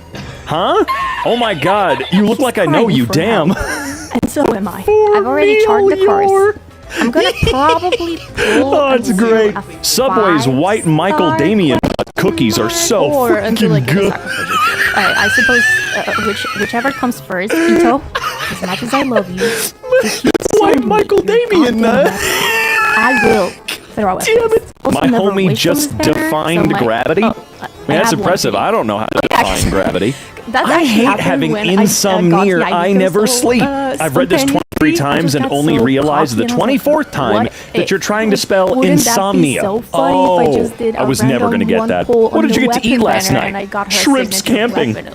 Ooh, I don't know how to spell it. but then I think you spelled it just right. At least you inspired some of my favorite art. in one temple. It's like How 10 does the that sound grease to you? outside. No, no, don't even. Stop it. Standing was too ovulation. stunned to speak. Bows. Thank you. Thank you. Please, if it's please. Standing ovulation's pretty good. I have lost my Pandora bracelet today at around 2 p.m. at This is the IGA best Carport day in ever. Eastwood. Oh my This God. bracelet has a lot Oh, of so now I just have to continue pulling centimeter until I get value the to me. sacrificial sword, If you don't have I? any information, please Unless I contact me. get it, like, right now. Has a lot of what value do to you? single wishes Be now me, since I just went to junior the high. sacrificial sword? Keep hearing people talking Although I about do youth want in more than Asia. one copy. People are very against them. Find myself wondering what the youth in when is my Asia are 4-star? doing. Can I People get get my upset when I ask sacrificial what's wrong with youth in This, Asia. right now. Stop asking about it and keep curiosity to myself. Okay, I had sacrificial graduated sword, high school by the please. time I realized it was I need euthanasia. you. I can't be that- I am not a clever man. Well, was about to say, you I can't misheard, be and that people unlucky, treated you but- like for trying to figure out what they were talking No, you about. know what? I wouldn't I say that guess that's it makes completely and sense utterly because the amount of on luck you, I got though. today, Right? like, I deserve Garlic that glory, permission. I think. The worst flavor Just one wings. Y'all sacrificial nasty. sword. I'm not Garlic greedy. I don't want any more. Just permission? one sacrificial. Huh? Closed. Due to personal circumcisions, maybe. apologies for any inconvenience caused. Ooh, late in life circumcisions. Don't worry, take all the time you need. No! Be as closed When as I you have yelled, to my be. cat just You got a jumped. hell of a recovery ahead of you. Please. Use tongues to No! pick pastries. Thank Oh. you. I'm not gonna do that. I guess this is gonna be the only Yeah, 5-star no, weapon I'm no, gonna I be don't fine. wanna. Pink larva lamp, Skip it. larva lamp, green larva lamp, larva lamp, larva lamp. For What God's- kind of larva? No, In 6 no, months, what no, am I gonna no, have? My no. chlamydia is in full bloom. Well, you might That's not need a to go and get sacrificial that s- checked out. Just a Also- suggestion. oh, you know what? That's a Homemade what's it. I'll apple take butter. it. You shouldn't talk Don't. down on yourself Ito, like that. no. Ain't nothing wrong with being a hoe. Ito, I am, and I love me some apple butter. You females always dismiss the good guys. Answer me. Hey, I'm I am sorry. looking Please at give me one more you know, chance. and I don't I'm a like what vegan you now. just did. Please leave me alone. I If don't you have enough incest, primogens for all I don't of this. think anyone is incesting in this particular what? I case. have a Okay. lot of these, okay. You get all Starburst right. thingies. I'm Butter gonna use poached them, lobster because how lingerie many with wishes do I have hollandaise left? sauce and asparagus oh no, topped I with already poached went egg. over my limit for. Now hang on, that other guy's wife is walking around with linguine, and this guy's eating lobster lingerie. I think Okay, I a have trade 20 needs to star- happen. It's not going to My fix cat is everything, but it doing might this. I help. have 20 I'm tired of your glitter, kids so being that's the used as amount we're gonna pawns. use. Haven't they Nothing lost more. enough days of So, school? Get back to please, class. Let me guess. sacrificial Let me sword. guess. It was the pandemic, all the schools were shut kidding me? down, and you're directing this at teachers? Sacrificial Back to sword, school! just one Haven't the single kids copy, lost it? really Shut the not hard, fuck up. please. I don't care about pawns. Please. Pawns? Really? Thank you. Catholic converter. The power Okay, of now- Chrysler compels you. No, it This was a doesn't. wild If you don't ride have anything to in get this here. refrigerator, you don't. are Oh, I see. more Let me try that again. rare If you don't than have anything in this, no, I can't. Nope, doesn't make any sense. weapons. You don't have no This is business taking something chest don't for you. belongs A to you. present from me. Huh? Take this with a grain of salt, but I'd fire that jeweler. Happy Bone Applety. Unnecessary. If you look at educated levels in Asia countries, it's unbelievable. So no, I wasn't making a actually rascal play stereotype. I Literally don't know what you're saying. every single Somebody said, thing. And I who would like to looked like the ideally abominable triple snow... crown. Oh, I do sorry, the have enough of abdominal materials. snowman from Monsters, Inc. Okay, And I'll never not recover exactly. from that. I actually don't have Well, enough of his that is boss crazy, drops. because he's not the abdominal But snowman. that will definitely Has it happen. finished? So He said maybe au what we're gonna revoir try to or do whatever, so I today guess that is means bye, crown right? if it's Au revoir? possible for me. Really? To crown at Dump least truck his drivers are the normal worst attack, drivers so on the let's road. Sweater speed god. on Sweater building this god? guy. Who is the sweater god? Probably your grandmother. such a good This day, I laundry can't room believe is it. only for the resistance can't of building. believe I was able to get All 3 authorized five-star soldier weapons must before sign I in got at a staff single copy duties of laundry Cyber. log where your Here, I was resistancy like, will be okay, I verified. wanted these, like, Don't ever 3 eat raw copies cookie of dough. it. FDA warns. Yeah, I'm still for eating it. sure. I don't care if I. 3 copies it is. I also want to build Faruzan, but that I probably will do off that is camera, crazy because he's not the especially because I don't abdominal think I even snowman. have enough Has it materials finished? to He build said her. au revoir or Can I just whatever, so I say guess that that means I bye, am right?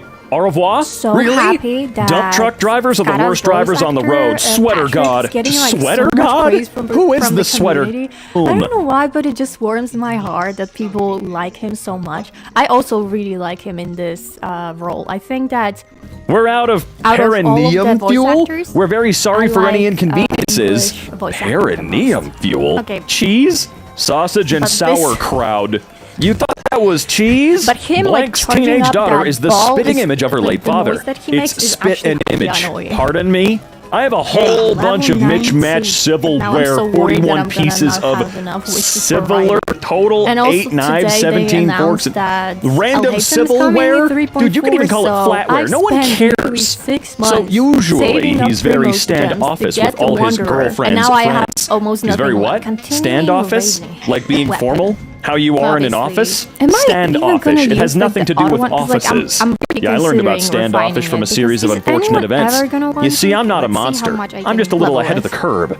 Literal chills first time I heard that line. And every other time since. It's the phrase that made me realize I'm kind of similar to the Joker, and I understand his pain and sorrow. Yeah. Rejected by the world, Artifacts. rejected by Actually, girls, my no friends. Sucrose I understand is him. carrying I'm like the Joker. artifacts that I have for Yeah, him. ahead of the Yeah, curb. I already When it used comes to 4chan, 12 you fat never resin know when they're on his being domain. serious or not.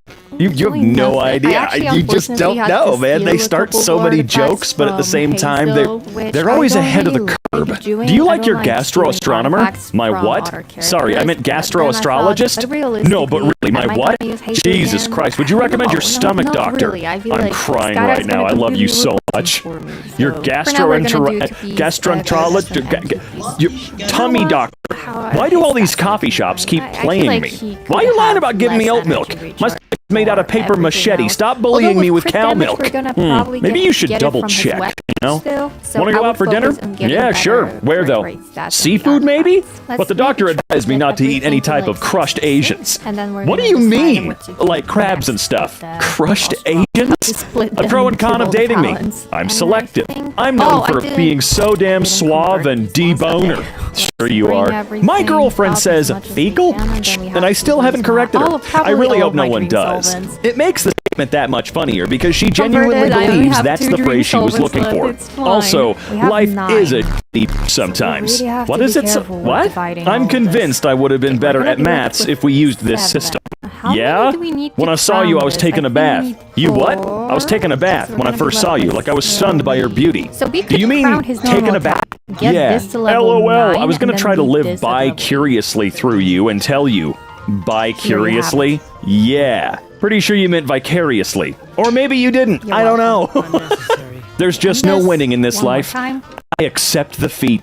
I No, don't I don't accept have any more defeat. buff That ain't for drugs. me, man. I really you wasn't awake, lying boy? when I said Yes or that no I to have hanging out today? literally Dan today. Have to finish some errands. Who is Aaron? Aaron? And why is there more than one Aaron? My joints are really bad. I think I have arthritis. No, you don't have arthritis. I heard a story of someone trying this and they died of asphyxiation. Asphyxiation. Damn it. Urethra! No, that's correct. I talked worms one time and caught a 3-day ban. Algorithm is bonkers, dude. Some cream cheese wonton with immigration crab. My ears keep ringing. Do I have tinnitus? What? 10 nights? It's? You mean tinnitus? Whatever, shut up. Is that what you meant? Washington is so urethral. It is, man. Being from there, I can concur. English is not a language. It's 3 half languages in a trench coat trying to act like a regular language. That's why we have so many synonyms. Synonyms? You mean synonyms? Synonym rolls, just like grammar used to make. Are you gonna come save this damsel in this dress? What dress? I am your damsel in this dress. Come save me. Okay, you said it twice. Do you mean my damsel in distress? That's fine. That's chimp change. This weapon was probably the worst thing I had to do with this whole time. That's a common saying. Yes, but it's chump change. No, it's not. It means like a small amount that's insignificant, like when you say peanuts. The man's life is about to explode. When I graduate, I want to be my class's valid Victorian. No, you do not. I just want to meet a female that can hold an intellectual conversation with me. The dragon spine tree for you. If that's how you talk, I don't think you need to worry. The level you're at, you'll be able to find just about anyone that can have an intellectual conversation with you. What's the charge attack? Oh my god, this is adorable.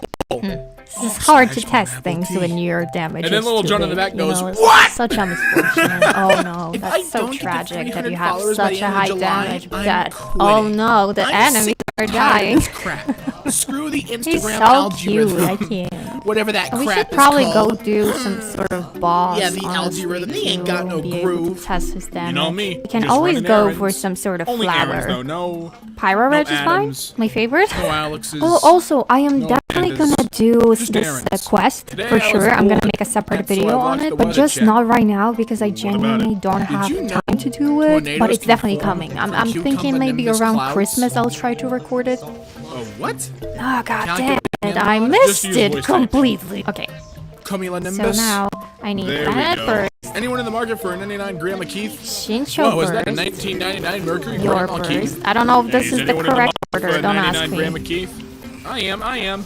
Can't get in. That was This kind of review was left nice. by It did like 20k. And I don't even think that was like a proper order. It won't Okay, email also me something that I really like just about quit him is trying that after an hour. he Just chuckles utter when he crap. gets hit. Don't waste your time.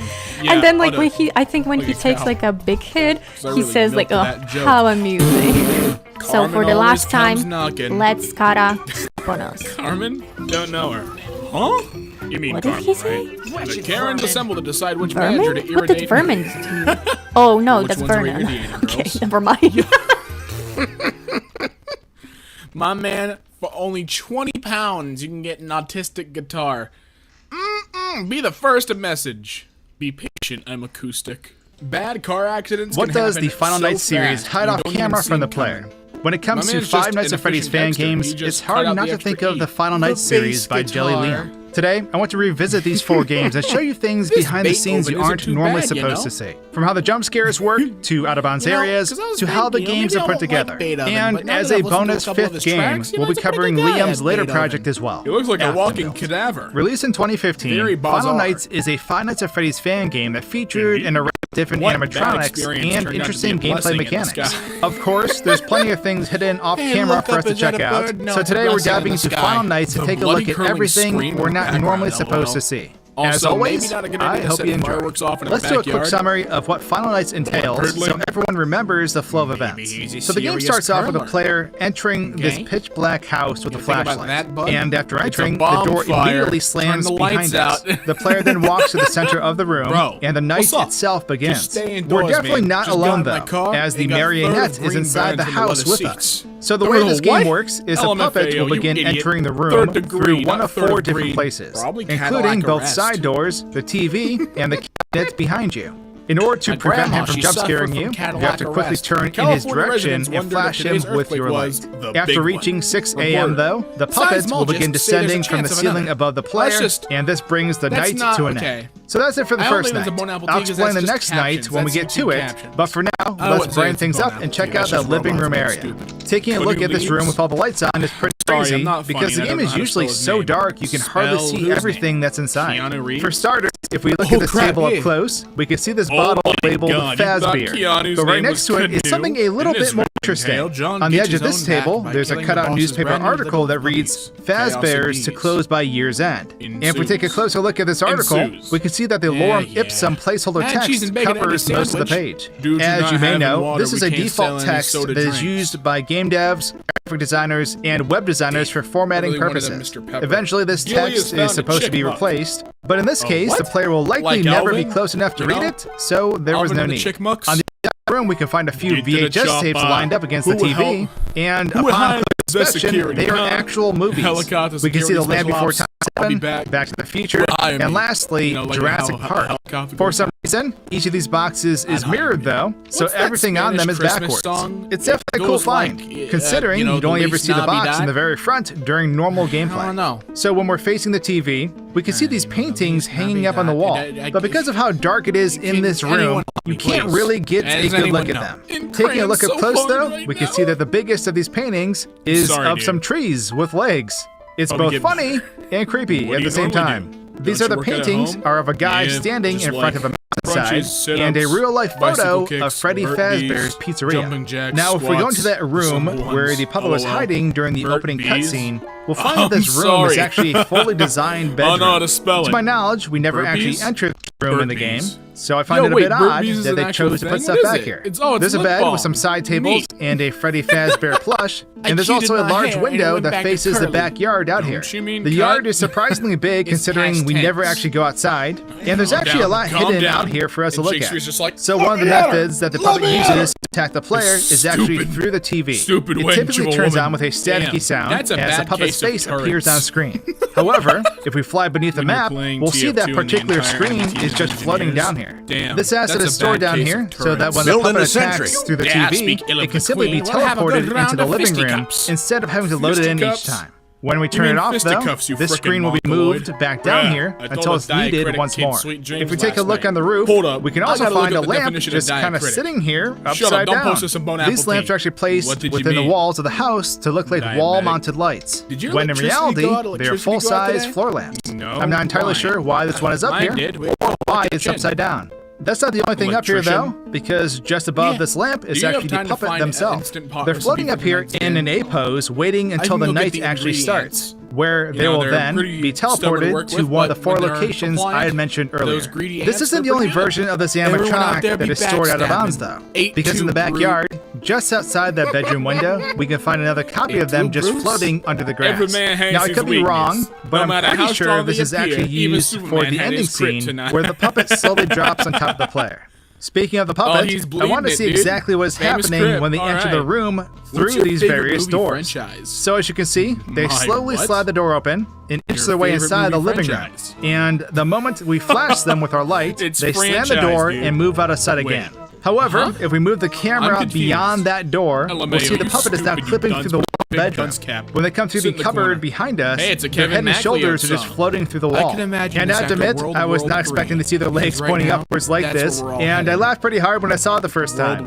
Just the puppet doing things. Nothing to see here. Similar to the previous door, where we flash them with our light, they will retract to the wall and freeze in place out here, waiting until they are called upon to appear at another door. As you can see, they just vanish into thin air, and if we move the camera to that door on the right, we can see that they are now trying to enter through that door. Something I found really interesting, though, is that when they are attacking through the TV, all the other versions of the puppet are loaded in at the same time. The puppet is currently present on the TV screen, and if we take a look out of bounds, we can see that they're also loaded in at each of these locations, waiting for the player to turn the TV off or get jump scared. When the TV is turned off, all but one of them will unload, and the remaining puppet will then attack the player through one of these locations. Throughout the game, the small robot will also spawn in from time to time. Although it's hard to see as it unloads shortly after loading in. Upon closer inspection, we can see it's actually a 3D model of Metaton from Undertale. I wasn't expecting to find this here, but it's definitely a cool little Easter egg. Hey, the last thing I wanted to check out on this particular map was the scene where the puppet drops down from the ceiling.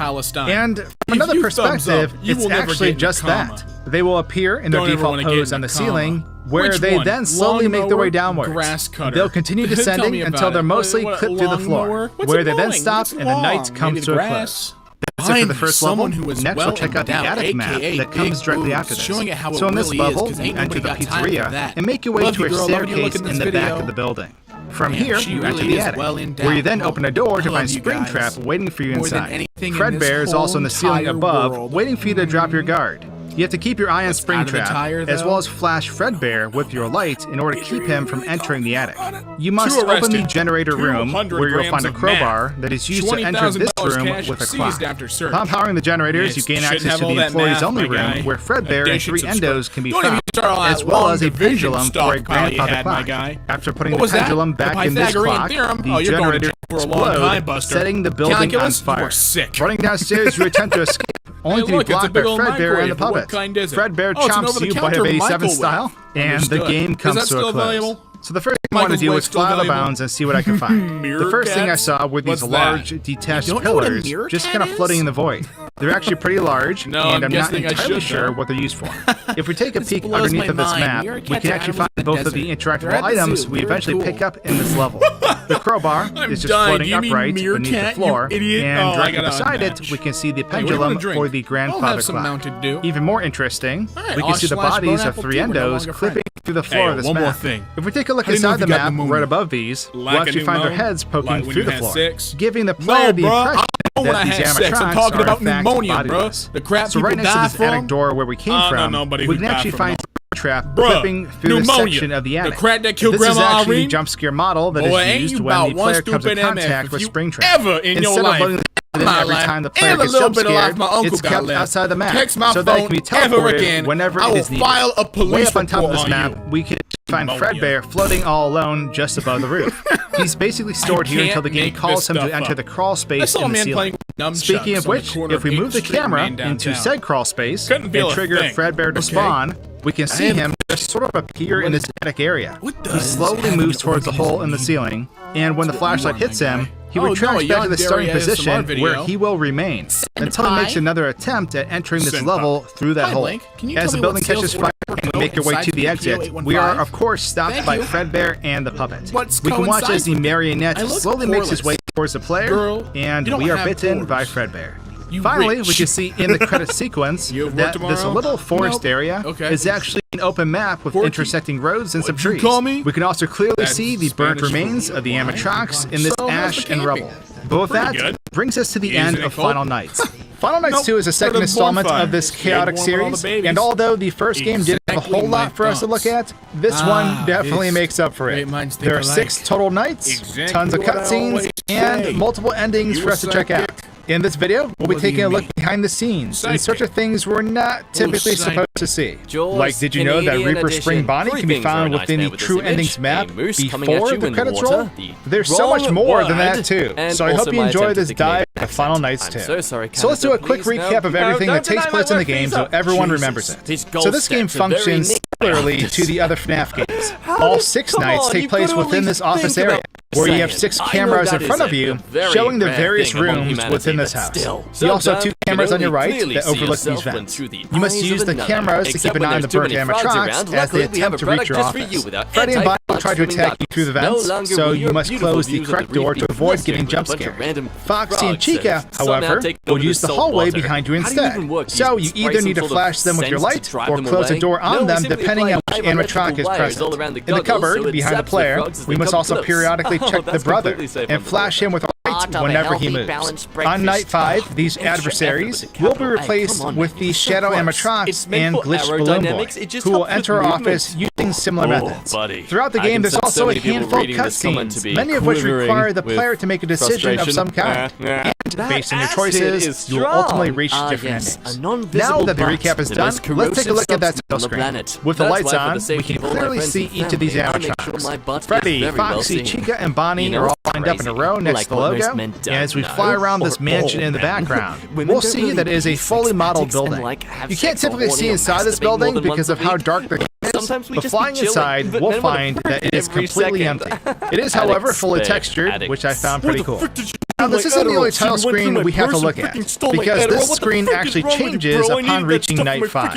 As you can see, animatronics on screen have now changed. Shadow Fredbear, Shadow Spring Bonnie, and Glitch Balloon Boy have now taken the spots of the original cast. The map is mostly the same though, except now there's rain and lightning as well. Also, just beneath these animatronics are two floating eyeballs. I'm not sure why they're down here, but they are. But that's it for the title screen, so let's jump into the first night. So before the first night begins, there are actually two cutscenes that take place. In the first, we're watching from the perspective of a fireman as he searches through the burnt rubble of Fredbear and friends. He slowly makes his way towards another fireman in the distance and stumbles across burnt Freddy. As the camera turns away, Freddy turns to look at the camera and then shortly after jump scares you. Viewing this cutscene from a different perspective definitely makes this a lot less scary though. All of this actually takes place on this large grassy plain, with a small patch of rubble in the center where the cutscene plays out.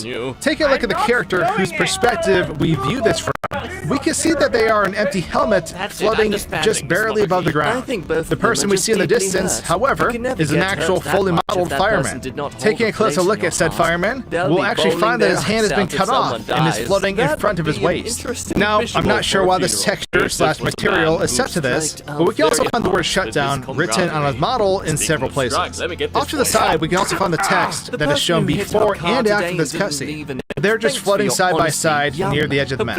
Before moving on to the next cutscene though, let's take a look at that burnt Freddy jump scare. So as we approach Freddy in the rubble, the moment we look away, we can see him quickly turn to face the player. And when the camera turns back to face him, he lunges at the camera as it falls to the ground. Next, I wanted to take a look at the suit selection area. So the small storage room is used several times throughout this game, but presently it is only a small room containing two animatronic suits. However, taking a look out of bounds, we'll find both another Spring Bonnie suit and a floating Fredbear head just beyond that back wall.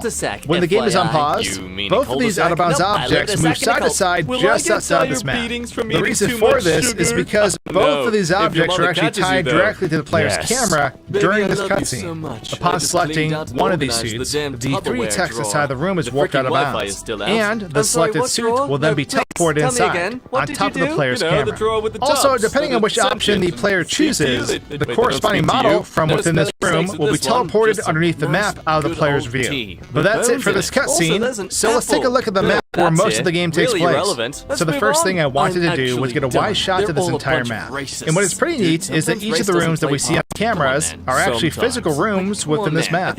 They're fully textured inside, with all the objects and furniture we typically see through the cameras. It's really cool seeing these rooms up close though, as we only ever see them on these small screens in our office. We'll also find the animatronics that are inside these rooms, and we can actually watch them as they move around on their set paths to reach the player. The cameras in our office usually display these animatronics in static poses, but moving the camera back here, we can watch them moving throughout the house with their intended animations. Speaking of animatronics, if we head back into our office and take a look inside the cupboard, we'll find the brother. He just kind of sits here, waiting for his turn to attack the player. Right beside him, though, we'll also find this dog thing. I'm not exactly sure what this is, but it's present in practically every room within this house, and it's kind of unsettling, actually. Also, on the right side of our office, we can see an alarm clock on top of this desk. And if we go just beyond that wall, we'll actually find each of the faces for this clock just stacked on top of each other. There are hours 1 through 6 out here, and each of these will be warped inside the office and overlaid on top of the alarm clock as the night progresses, which I thought was pretty cool.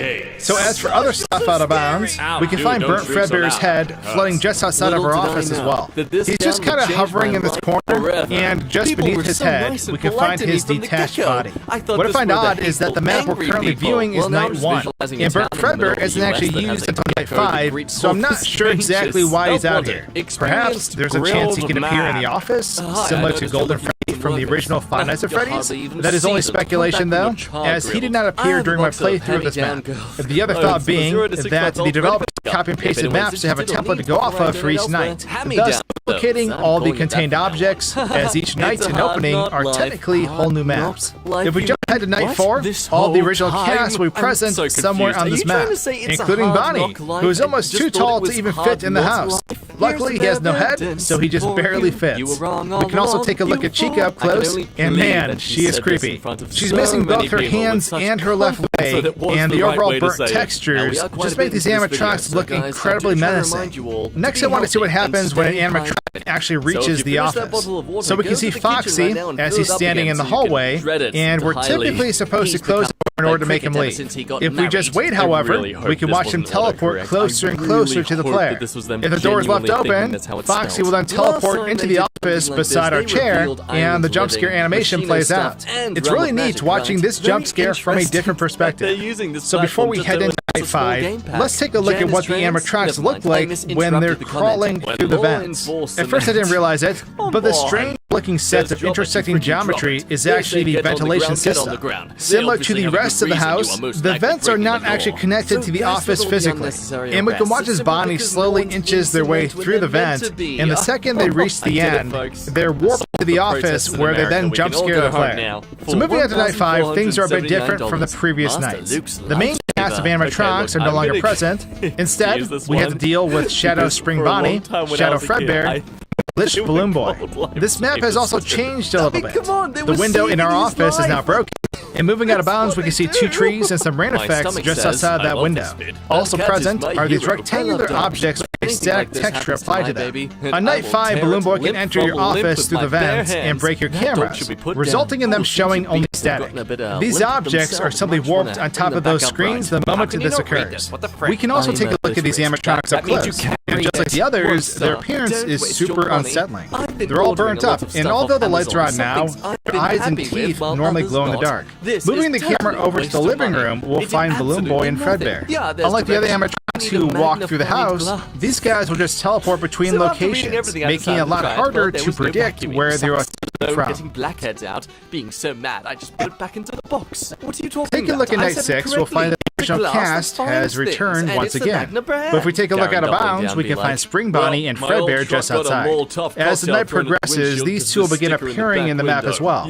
But for now, they're stored out here until they're called upon. Also out of bounds, we can find Balloon Boy, who is placed outside the map on the right side of our office. Similar to the other burnt animatronics, Balloon Boy will remain here until he is eventually placed inside the map. Something else I found while exploring this map was this set of eyes. There are 2 eyeballs that stand several feet apart from each other, similar to the pair of eyes I found on the title screen. However, that's it for the gameplay side of things, so now I want to take a look at some of those cutscenes. All these cutscenes are from the perspective of the player, William Afton. And depending on which Springlock suit was chosen at the beginning of the game, the player will view different cutscenes and ultimately reach different endings. In the first cutscene, William exits the storage closet, where we initially choose our suit, and talks to this child who's in front of the stage. He basically tells us to go away, so we turn around and head back toward the storage closet. From another perspective, we can see we are simply a floating Freddy mask as we interact with the child. And honestly, this cutscene is hilarious to watch from this angle. Now, if we choose the Spring Bonnie suit, during this cutscene, William will actually convince the child to enter the storage closet. And from there, we have to decide his fate. Unfortunately, I couldn't view this cutscene from a different angle, but if you choose the option to kill him, he simply rotates to the side and the cutscene ends. When saying no to killing him, you open the door and look the other way. What's interesting is that we can actually access this map before choosing a suit at the start. And in doing so, a player controller is loaded in on this map. So we can freely walk around this lobby as long as we want, because the scene never actually plays out. Next, we have another cutscene taking place inside the pizzeria. And in this one, we can see 3 kids in animatronic masks standing in front of the stage. They try to run away, and if you catch one of them, you must decide whether or not to kill him. If you say yes, then you'll ultimately reach the true ending. However, if you choose a Spring Bonnie suit at the start and kill the first kid, then letting this child go will actually result in the bad ending. In this scene, William enters the lobby to find 4 kids in these animatronic masks, lifting the crying child up into Fredbear's mouth, before ultimately being bitten. It's actually pretty funny watching this from a different angle, though, as we can see the crying child being lifted up and just quickly flying into Fredbear's mouth. Also, if we take a peek underneath this map, we can find multiple sets of eyeballs just kind of floating down here. There's also a spring body suit that appears to be laying on its side. Now, to my knowledge, there are 3 endings that the player can encounter during normal gameplay, and the other bad ending shows William waking in his bed, insinuating everything that has happened was only a dream. If we fly out of bounds, we'll see that this cutscene actually takes place in the same map as the game itself. And just outside the hallway in our office, we can find Burnt Freddy and Foxy standing on the small piece of flooring that extends beyond the house's walls. I'm not sure why they're here, as they don't actually appear in this cutscene to my knowledge. However, in the true ending, there is a lot more going on. This ending shows William hiding from Shadow Freddy as he interacts with the various animatronics inside an old Freddy Fazbear's pizzeria. William attacks the various animatronics from behind and teleports throughout this location each time. Eventually, he ends up in this back room where the brother corners him. William puts on the spring lock suit and it immediately goes off, killing him inside. The puppet floats away and the credits roll. At the very end, we see a teaser for Final Nights 3 where we can see what I believe is Reaper Spring Bonnie, who appears in the next game. So going back to the beginning of this cutscene, we can see how it actually works. First of all, taking a look around this map, we find a few interesting things hidden out of bounds. Up on the roof, there is Shadow Spring Bonnie just standing in the rain, and directly next to him, we can see the Reaper animatronic from the end credits scene. It's just violently shaking around, and next to it, we can find the number 3 that is placed above them in the final shot. Now, going inside, I want to see what happens when we attack the animatronics from behind. As you may have guessed, the moment we attack these animatronics and the screen dips to black, we're actually being quickly moved across the map to another room. At the end of this cutscene, we're stuck in this back room, and in order to protect ourselves, we equip the Spring Bonnie suit. During this particular scene, however, we can find Shadow Freddy just outside this room in the corner. And for some reason, his head is on backwards, and he will remain here outside the map until the cutscene has finished. Directly beneath Shadow Freddy, the spring lock suit that was in the corner of this room is just kind of chilling beneath this map. The moment the player puts on the suit, the one in the corner is teleported down here out of view for the remainder of the scene. So I managed to come across each of these endings during my playthrough of the game. But within the game files, I was able to locate another ending that I'd never actually seen before. In this ending, we can see William being arrested by a police officer. This takes place in the same pizzeria area as before, right next to the stage where Fredbear and Spring Bonnie are performing. The policeman also tells William that the person who called for his arrest was his own son, Michael Abnett. What's funny is that we're not wearing an animatronic suit during this cutscene, meaning we can't actually see William. It appears as though this policeman is arresting an invisible criminal. Also, if you know how to actually trigger this ending in the game, let me know in the comments below. So let's talk about some hidden bonus content. So digging through some of the game files, I found that there are a surprising amount of maps hidden within them. But before we take a look at these, I want to take a quick peek at the museum. So the museum is made available after completing the 5th night, and it contains all the animatronics we encounter in this game. We can take a look at all of them in here with the lights on, including this small robotic dog that is underneath this table. Down below, we can find bits and pieces of various animatronics present on this map. First, we can see a disconnected piece of Chica's model swaying back and forth as she runs in place. Over by the entrance, we can find the Spring Bonnie head that William had worn throughout the game, as well as Fredbear's body. His head is on display within the museum, but his body has been separated and moved just beneath the map. There's also this strange floating X. I'm not sure if this is used somewhere within the museum. I didn't come across it during my playthrough of the game, but it's floating here just underneath the floor. Once again, there is a sideways Spring Bonnie just kind of hanging out down here. Well, that's everything I could find hidden within the museum. So now let's talk about that bonus content. Something else that I come across was this map simply called Starter Map. As some of you may know, this is a default map that contains a bunch of assets that can be used within your Unreal Engine projects. There are a handful of textures, models, and particle effects all lined up neatly in the center of the map. There's also a map called Showcase, which is basically just a jungle with tons of trees. Lots of asset packs for Unreal Engine and Unity typically ship with an example map showing all the assets in use, ready to be explored in Engine. And that's what this is. These aren't the only maps I found that are used for storing assets though, because there is also a map called Nature Effects Map. This map actually belongs to an asset pack called VFX Weather Pack, and it contains various weather effects, including the rain and lightning we see throughout the game. Finally, there's this map with the burnt animatronics posed in front of the house on the title screen. There's rain and lightning, as well as some dense fog placed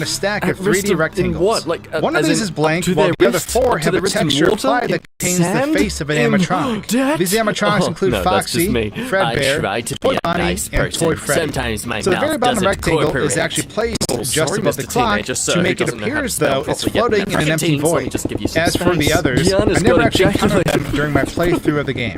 However, looking through the game files, I found these objects are labeled as hallucinations. So to my understanding, these objects would flash in front of the player's camera during regular gameplay. Similar to how the player hallucinates with the animatronics in the original Five Nights at Freddy's game. If you know what these are used for, let me know in the comments.